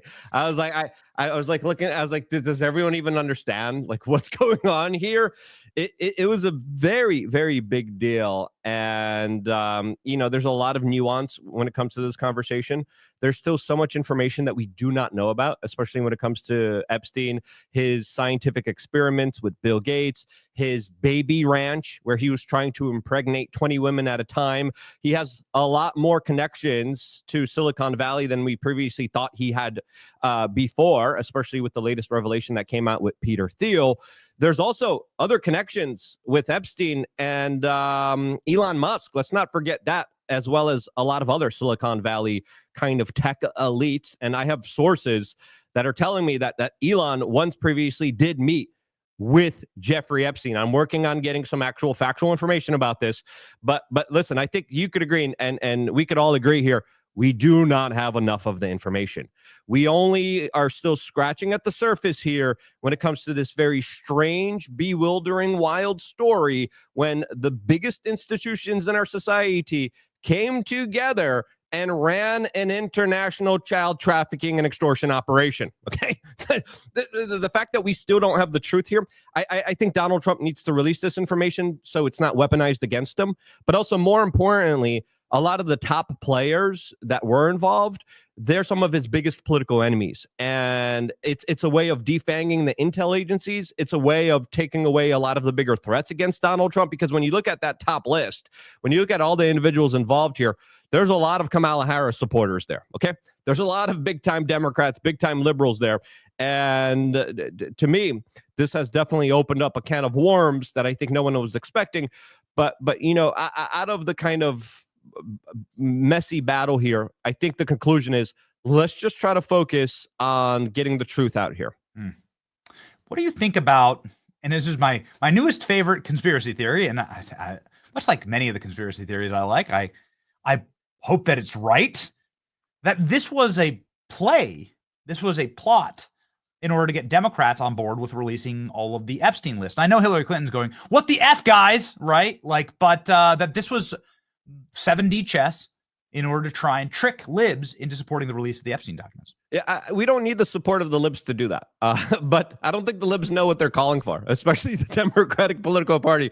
With how many times Bill Clinton ditched his Secret Service to be on that plane? All right. Yeah. And then we're talking about a lot of other big super donors for the Democratic political class that were interconnected with Epstein. There's that famous tweet by the Democrats on Twitter yesterday, and everyone responded to it with Hillary Clinton being like, what? Yeah. We're not going to allow this to happen. Now, there's a lot of different conspiracies out there. There's a conspiracy that there's an underhanded kind of approach against Donald Trump in order to kind of oust him and impeach him. Listen, when it comes to the Elon Trump debate, I think there's more information supporting Trump's case here. Okay. We have the victim's lawyer, Bradley Edwards, coming forward a few years ago and talking about how Donald Trump was actually the one that helped out the victims and participated when it came to the trial against Jeffrey Epstein. Don Jr. told me personally that Epstein was kicked out of Mar-a-Lago for inappropriate behavior. I think Elon got a little emotional there. And listen, what he said isn't wrong. We know Jeffrey Epstein and Donald Trump hung out together before. Like, we have that famous Trump clip and that famous Trump quote saying he liked them young.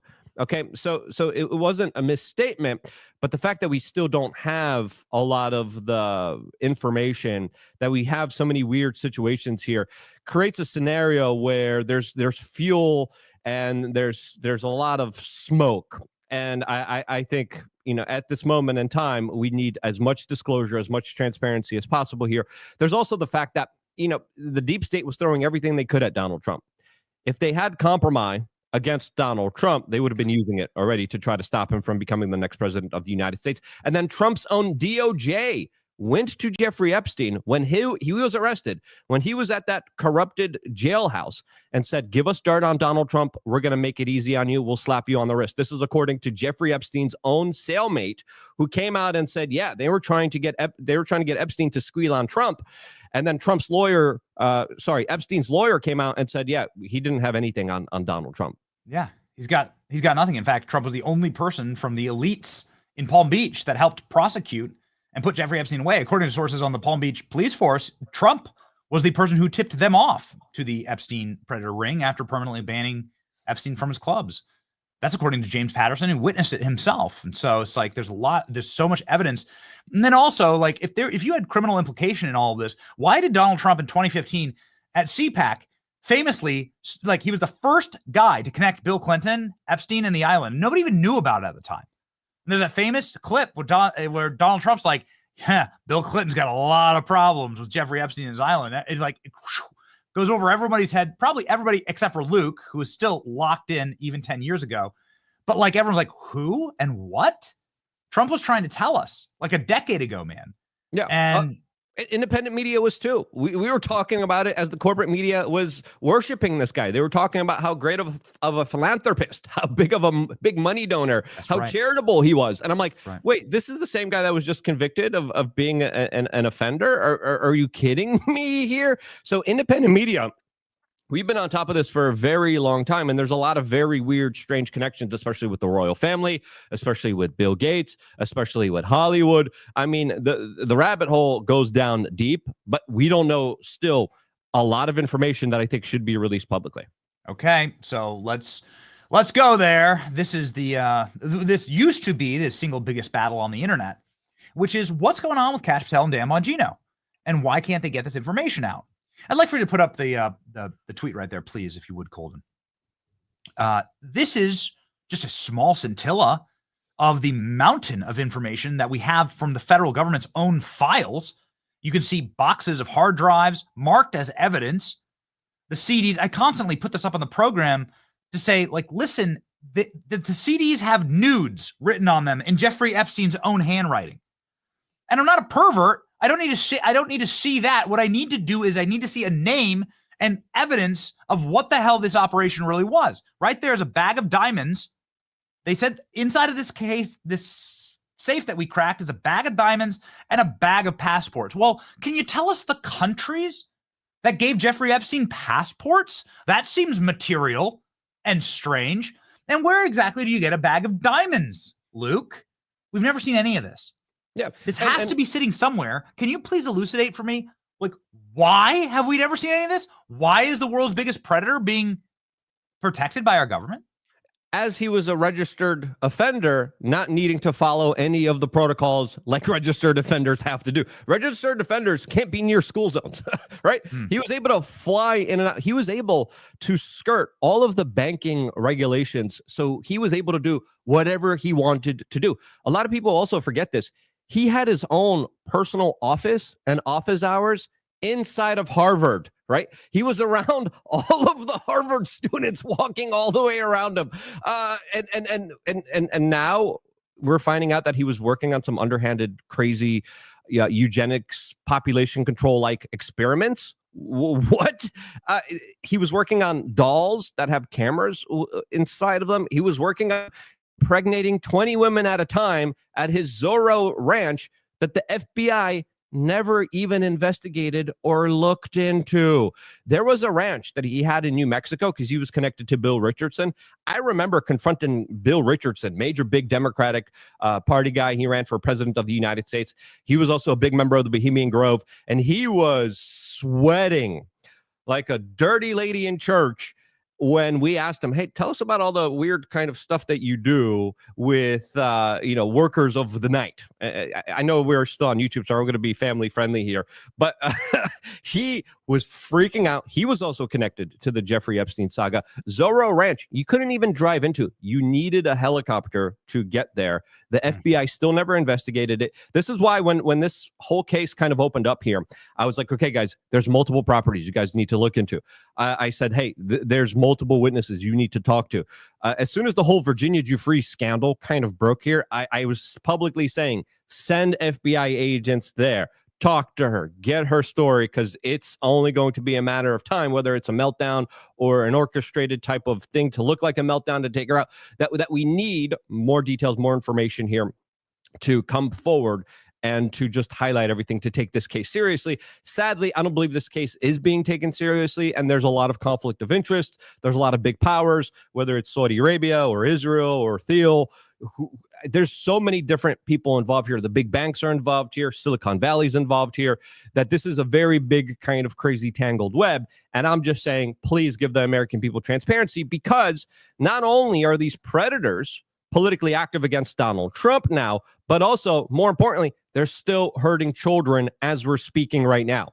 There's still thousands. And this is a scale. When I went to the British Virgin Islands to investigate Jeffrey Epstein's island, I was talking to everyone. And I was like, okay, tell me the scale here. People are saying it's only like 17-year-olds that look like they're 18 or older. Is that the case? No, they were telling me specifically 5-year-olds, babies, 7-year-olds, 9-year-olds shipped in. And I was talking to the main guy that was at the airport, watching them land with private jets, and then just seriously escorted into a helicopter and then just going off into their private islands on Jeffrey Epstein's island. And I was like, okay, how many? He was like, thousands.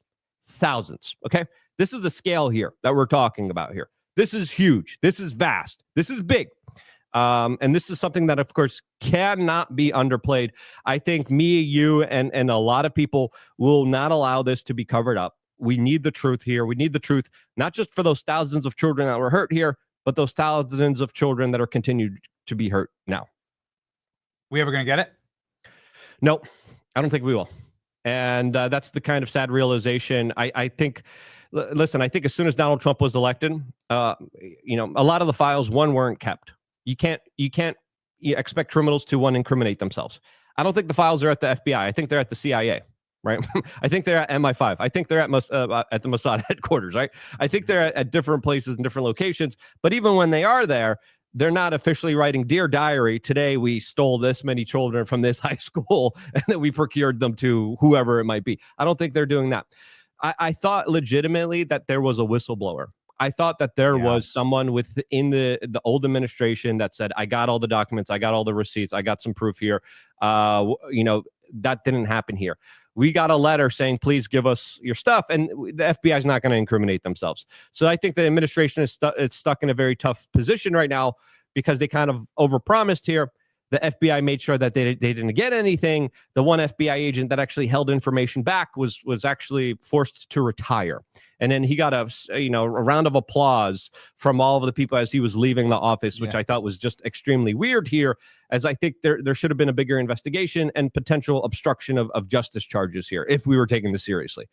I think some people are and this is why the rumors of a conspiracy are so very vast here, sadly. And I think we have every right to be skeptical, and I think we have every right to believe that this is a bigger conspiracy than we even imagined it to be. I just want to bring up one interesting little point here and get your take on it, Luke, because again, you've done so much research here. You've gone to Epstein's island. You filmed it. You were one of the first people to hop on the island and actually show us what it was. Here's this remarkable headline from Alex Acosta. "I was told Epstein belonged to intelligence and to leave it alone." And that's why this guy who should have spent the rest of his life rotting in prison, we wouldn't even be talking about him, right? Because he was already convicted of these crimes.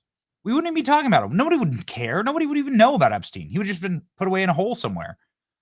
But the federal prosecutor was told he belongs to intel and to shut up. Dershowitz was on the program, and I asked him about this. And it's the craziest answer ever. He was like, "Oh, yeah, I don't know why the intel agencies would work with Epstein. He was an unreliable person, except for that one time when I was in Israel. And Epstein called me and said, I want to meet with leaders of the Israeli government. And there might have been a few Mossad agents there. And I set up the meeting. And Epstein flew in. And that's what happened." And I was like, well, what an interesting thing to say, right? Like Alan Dershowitz. Yeah. What's your take on all of this, man? And then we know the former Israeli prime minister also was going and hanging out at Jeffrey Epstein's apartment in New York City. That's also a very kind of strange incident and circumstance that, of course, we're not even talking about. We're talking about royalty. We're talking about prime ministers. We're talking about presidents. We're talking about some of the most powerful people going into a surveillance castle where they were bringing in small children where they could do whatever they wanted to with that had surveillance and video cameras everywhere. Okay. That's how our system runs. That's how our entire system runs. And the fact that we still don't have the legitimate answers here is extremely concerning, because then you kind of come to the realization that these people are more powerful than anybody, than everybody, including the people that promised to release them. I kind of wanted to ask you to get your perspective, because you've done so much good research and good work in this specific story as well. Do you think we're going to get any kind of major disclosures here? We're close with Bongino. He's been a bit of a mentor back in just like the getting started streaming days. We're close with Cash. He's been a regular on the program. I mean, if I know one thing, I know that those guys aren't deep state, and that they took massive pay cuts to go do what they're doing. But I believe that there's going to be powers. I take the pragmatic look at all this, and the pragmatic look is look at what we can do with this information. I'm not saying they're corrupt. I don't think the decision rests on Bongino and Cash. I think that the decision has been buried 20 layers deeper than them, quite frankly, because everybody knows in DC, these political appointees, they're all replaceable and they come and go. And so all you have to do is just keep things just out of the light and they'll never touch them. And some people, it's just too big of a problem, right, to touch. Some people, it's just third rails, right? Why would you want that smoke?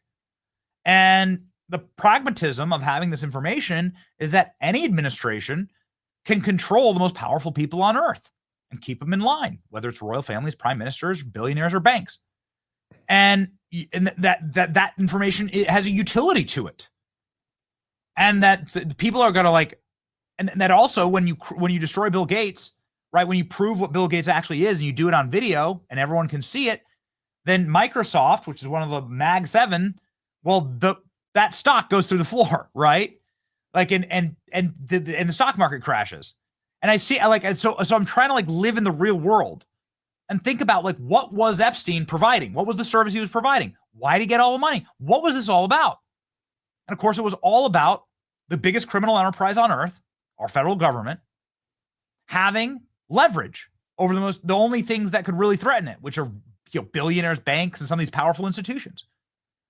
And what's going to have to happen? What kind of apocalyptic event is going to happen for them to give that up? That's the question.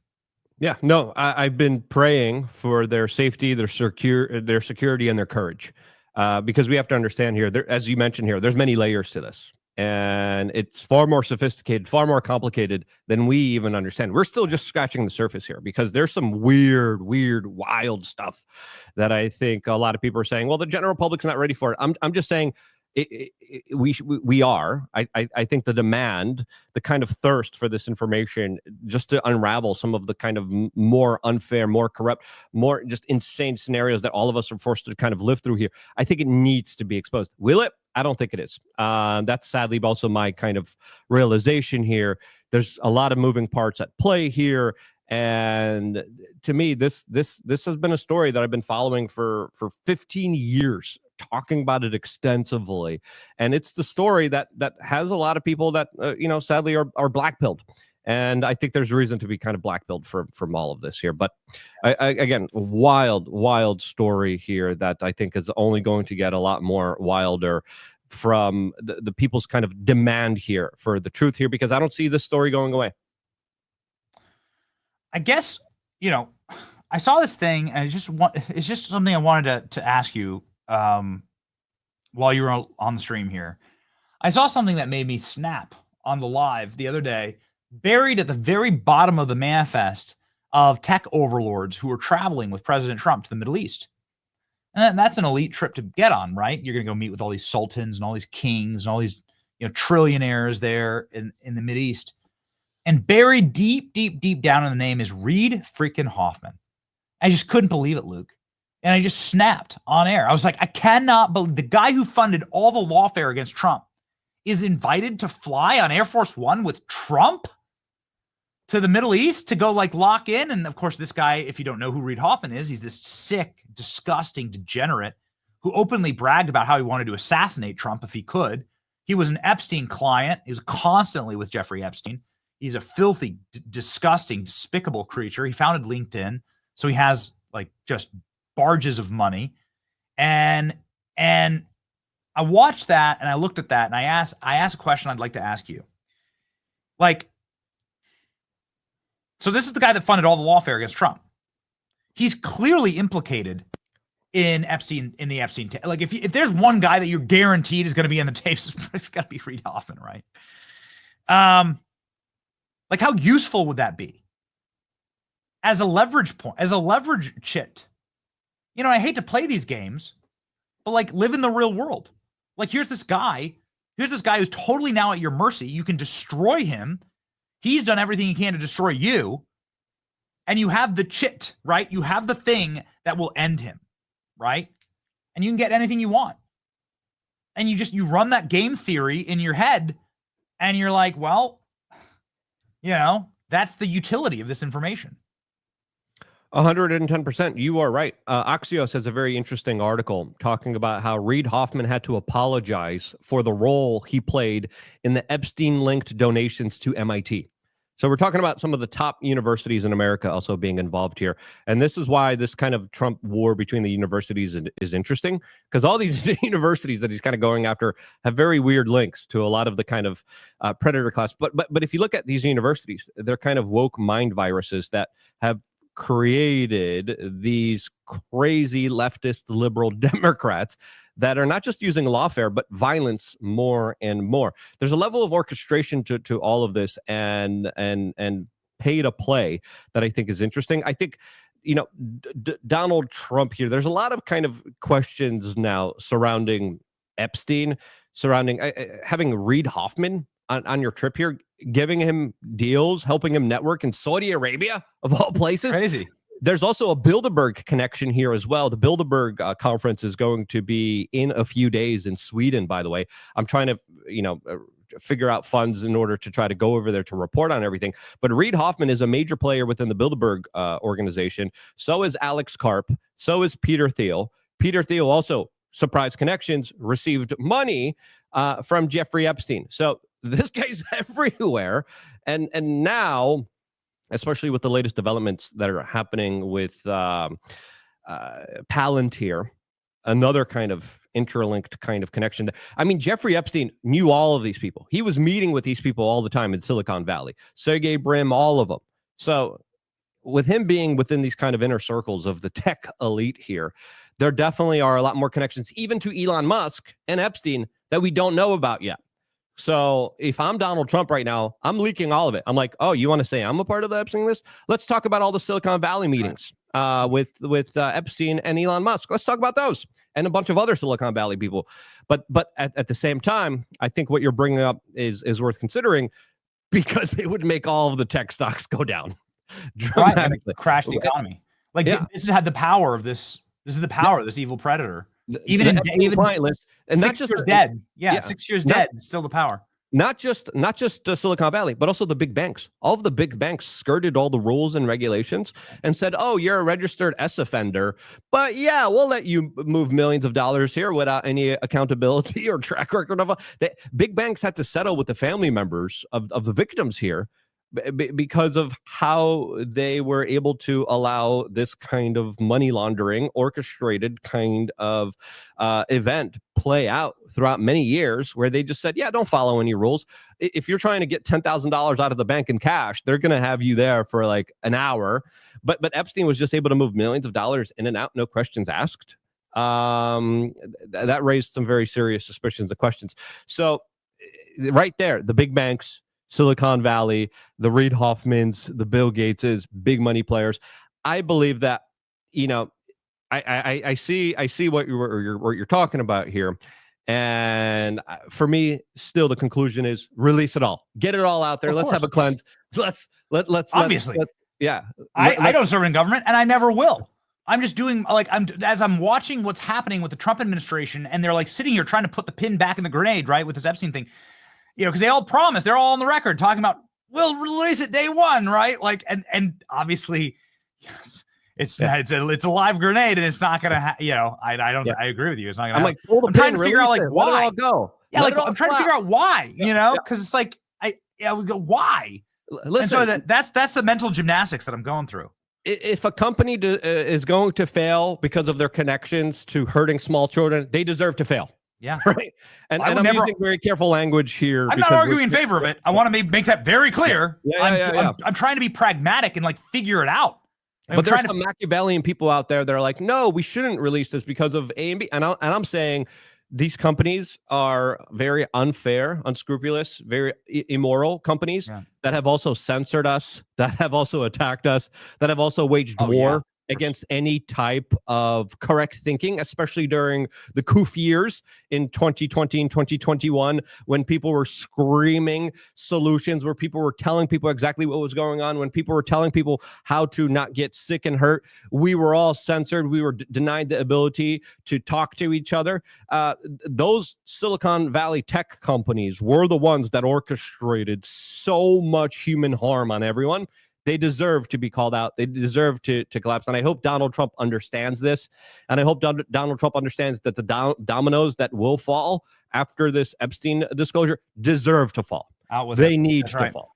And it needs to be done as soon as possible so there's less leverage on him.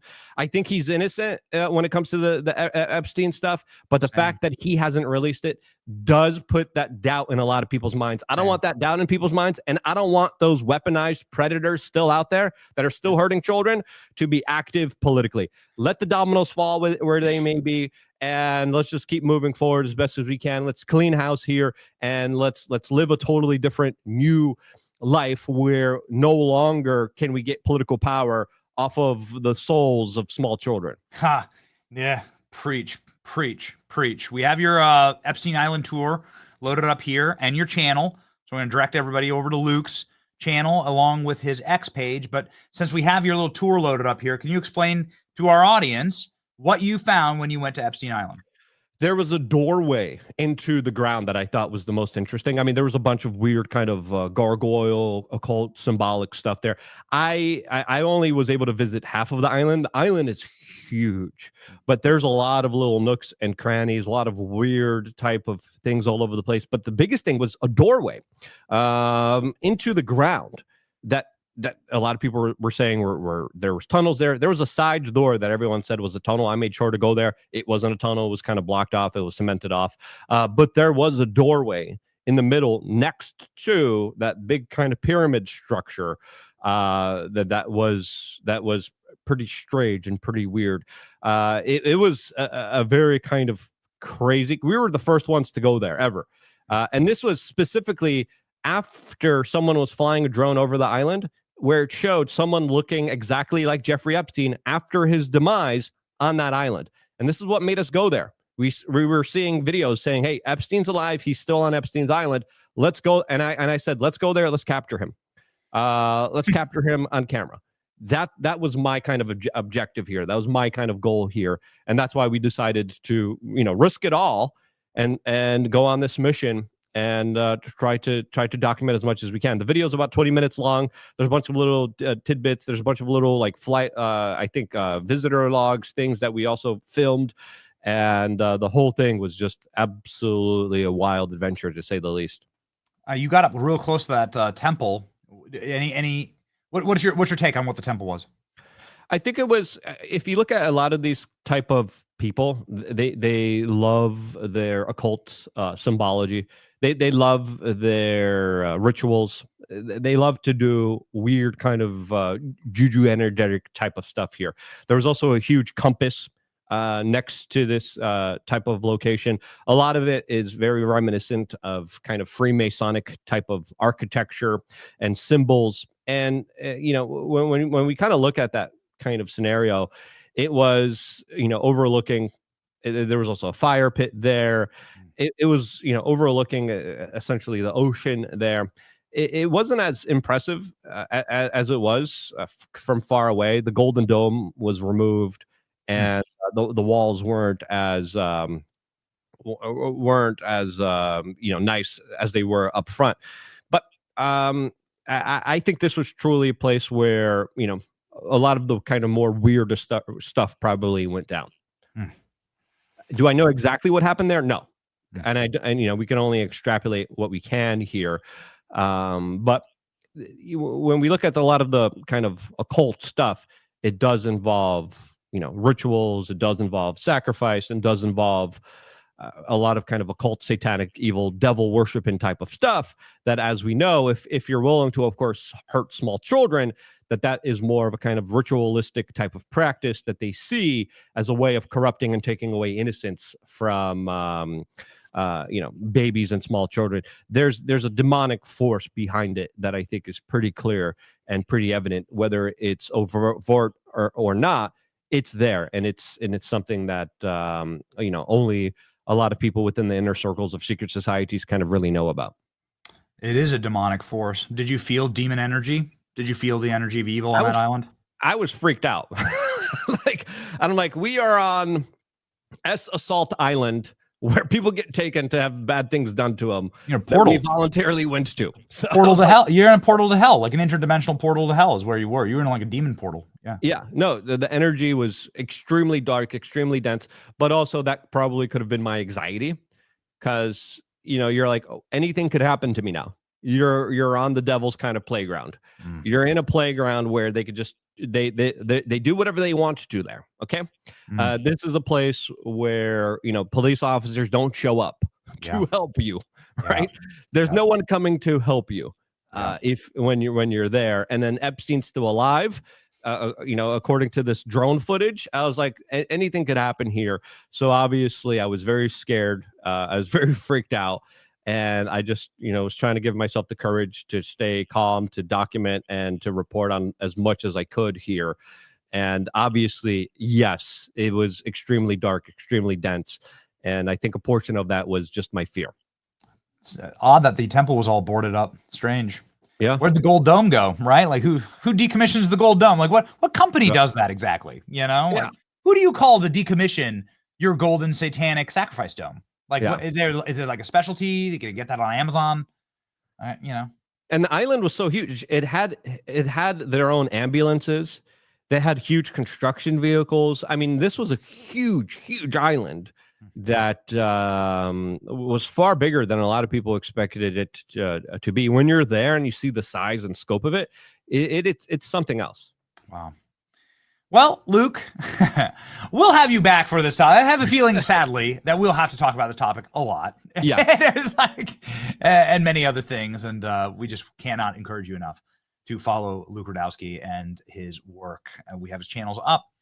As I have said many times, Luke Rudkowski is probably the most right man in all of media. Probably the most correct man in all of media. Challenged maybe only by Alex Jones. I'm not sure. But between Alex Tucker and Luke, you can't go wrong. And that's good company. Godspeed, Luke. Thank you, Benny. Really appreciate you. Keep up the great work as well. And best of luck with all of your endeavors. Thank you so much for having me on. My man.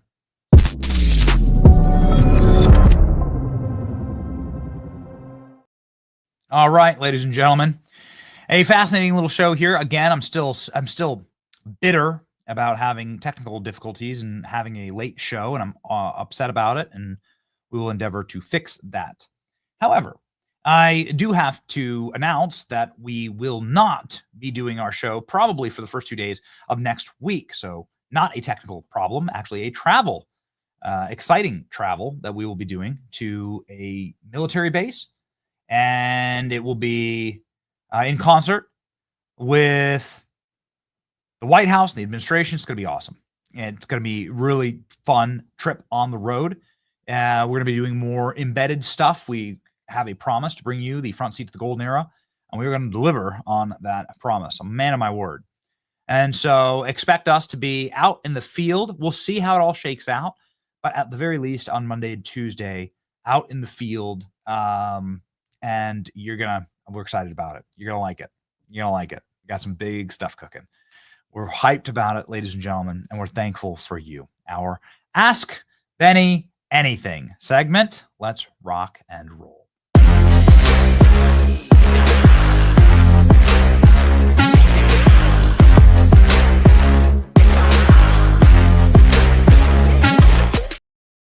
Yeah, of course we can make an election map shirt. Thank you, Robert. Robert LaVille. Can you make an election map shirt? Yes, we can make an election map shirt. Not sure why we're the only people that have this. This should be like mandatory pieces of artwork. We've already sold the Christmas ornament. 100,000 Christmas ornaments. Yes, we can make that, put that on a shirt. We'll do it today.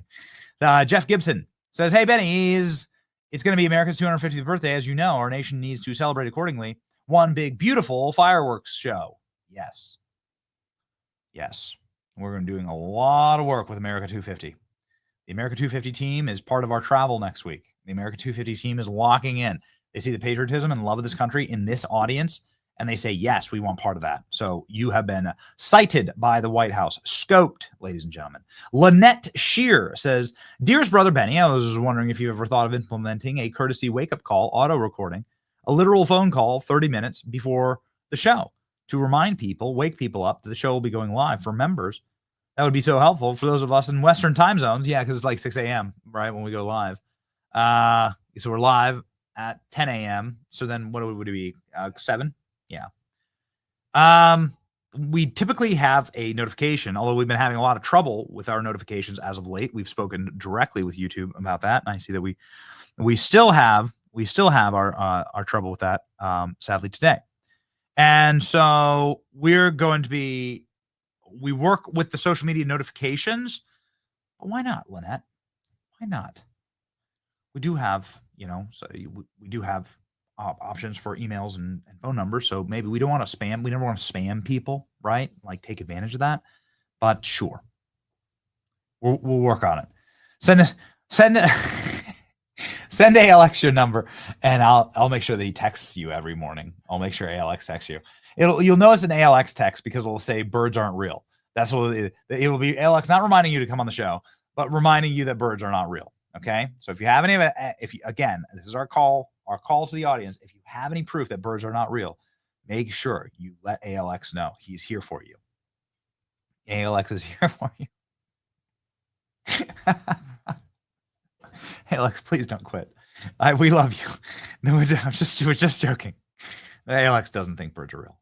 FYI. Okay, ladies and gentlemen, jump up in ALX's mentions today. This is a day that the Lord has made. Let's end on a high note. Some very interesting conversations we've had on the show. Let's end on a high note with our verse of the day, as ever. Romans 5:8. God demonstrates his own love for us in this: while we were still sinners, Christ died for us. As you watch the world descend into chaos and disorder, and that is the nature of the world, we live in the Tower of Babel. We live in Sodom and Gomorrah. We live inside of this sunken place. It is important to have some things that just will never change. I've never in my wildest dreams did I think our Free-for-All Friday show would be me talking about Elon Musk, Donald Trump, the Epstein list, and the two of them going into a kaiju-level flame war. I didn't like that. I don't want that to be the case. It is what it is. I want peace, especially with my allies. But ladies and gentlemen, find things that are solid in your life that won't ever move, okay? These political parties, political allies, they're not worth the paper they're printed on, okay? They'll all change. Everyone can be bought off. It's a sad state of the world. We live in a sunken place. Find God. Find a relationship in God.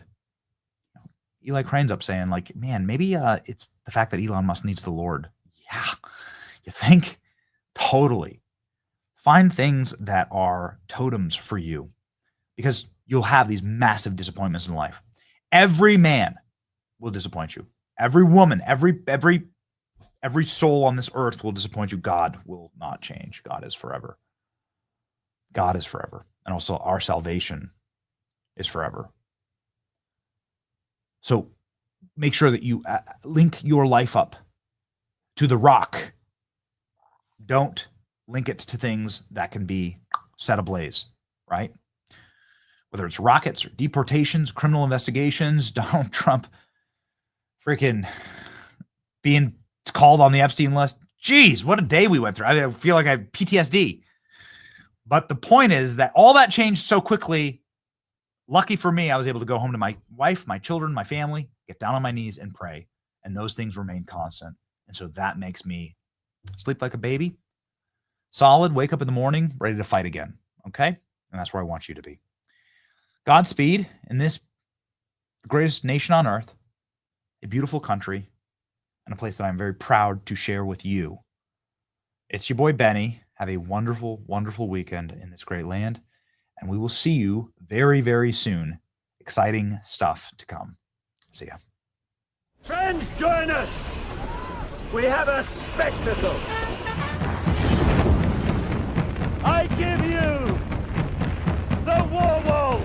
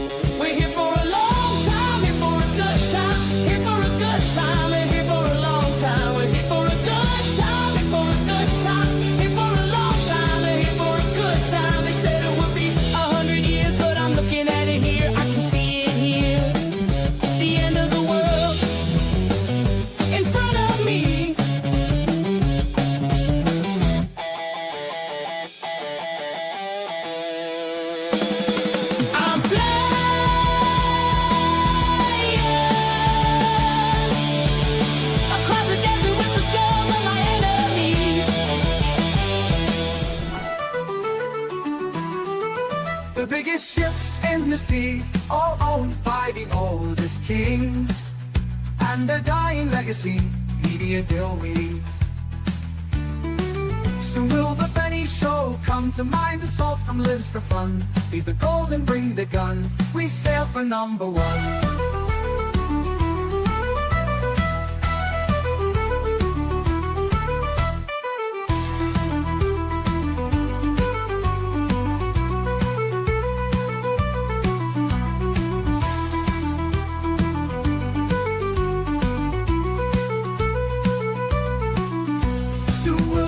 Show come to mind, the salt from lives for fun. Leave the gold and bring the gun, we sail for number one. The biggest ships in the sea, all owned by the oldest king.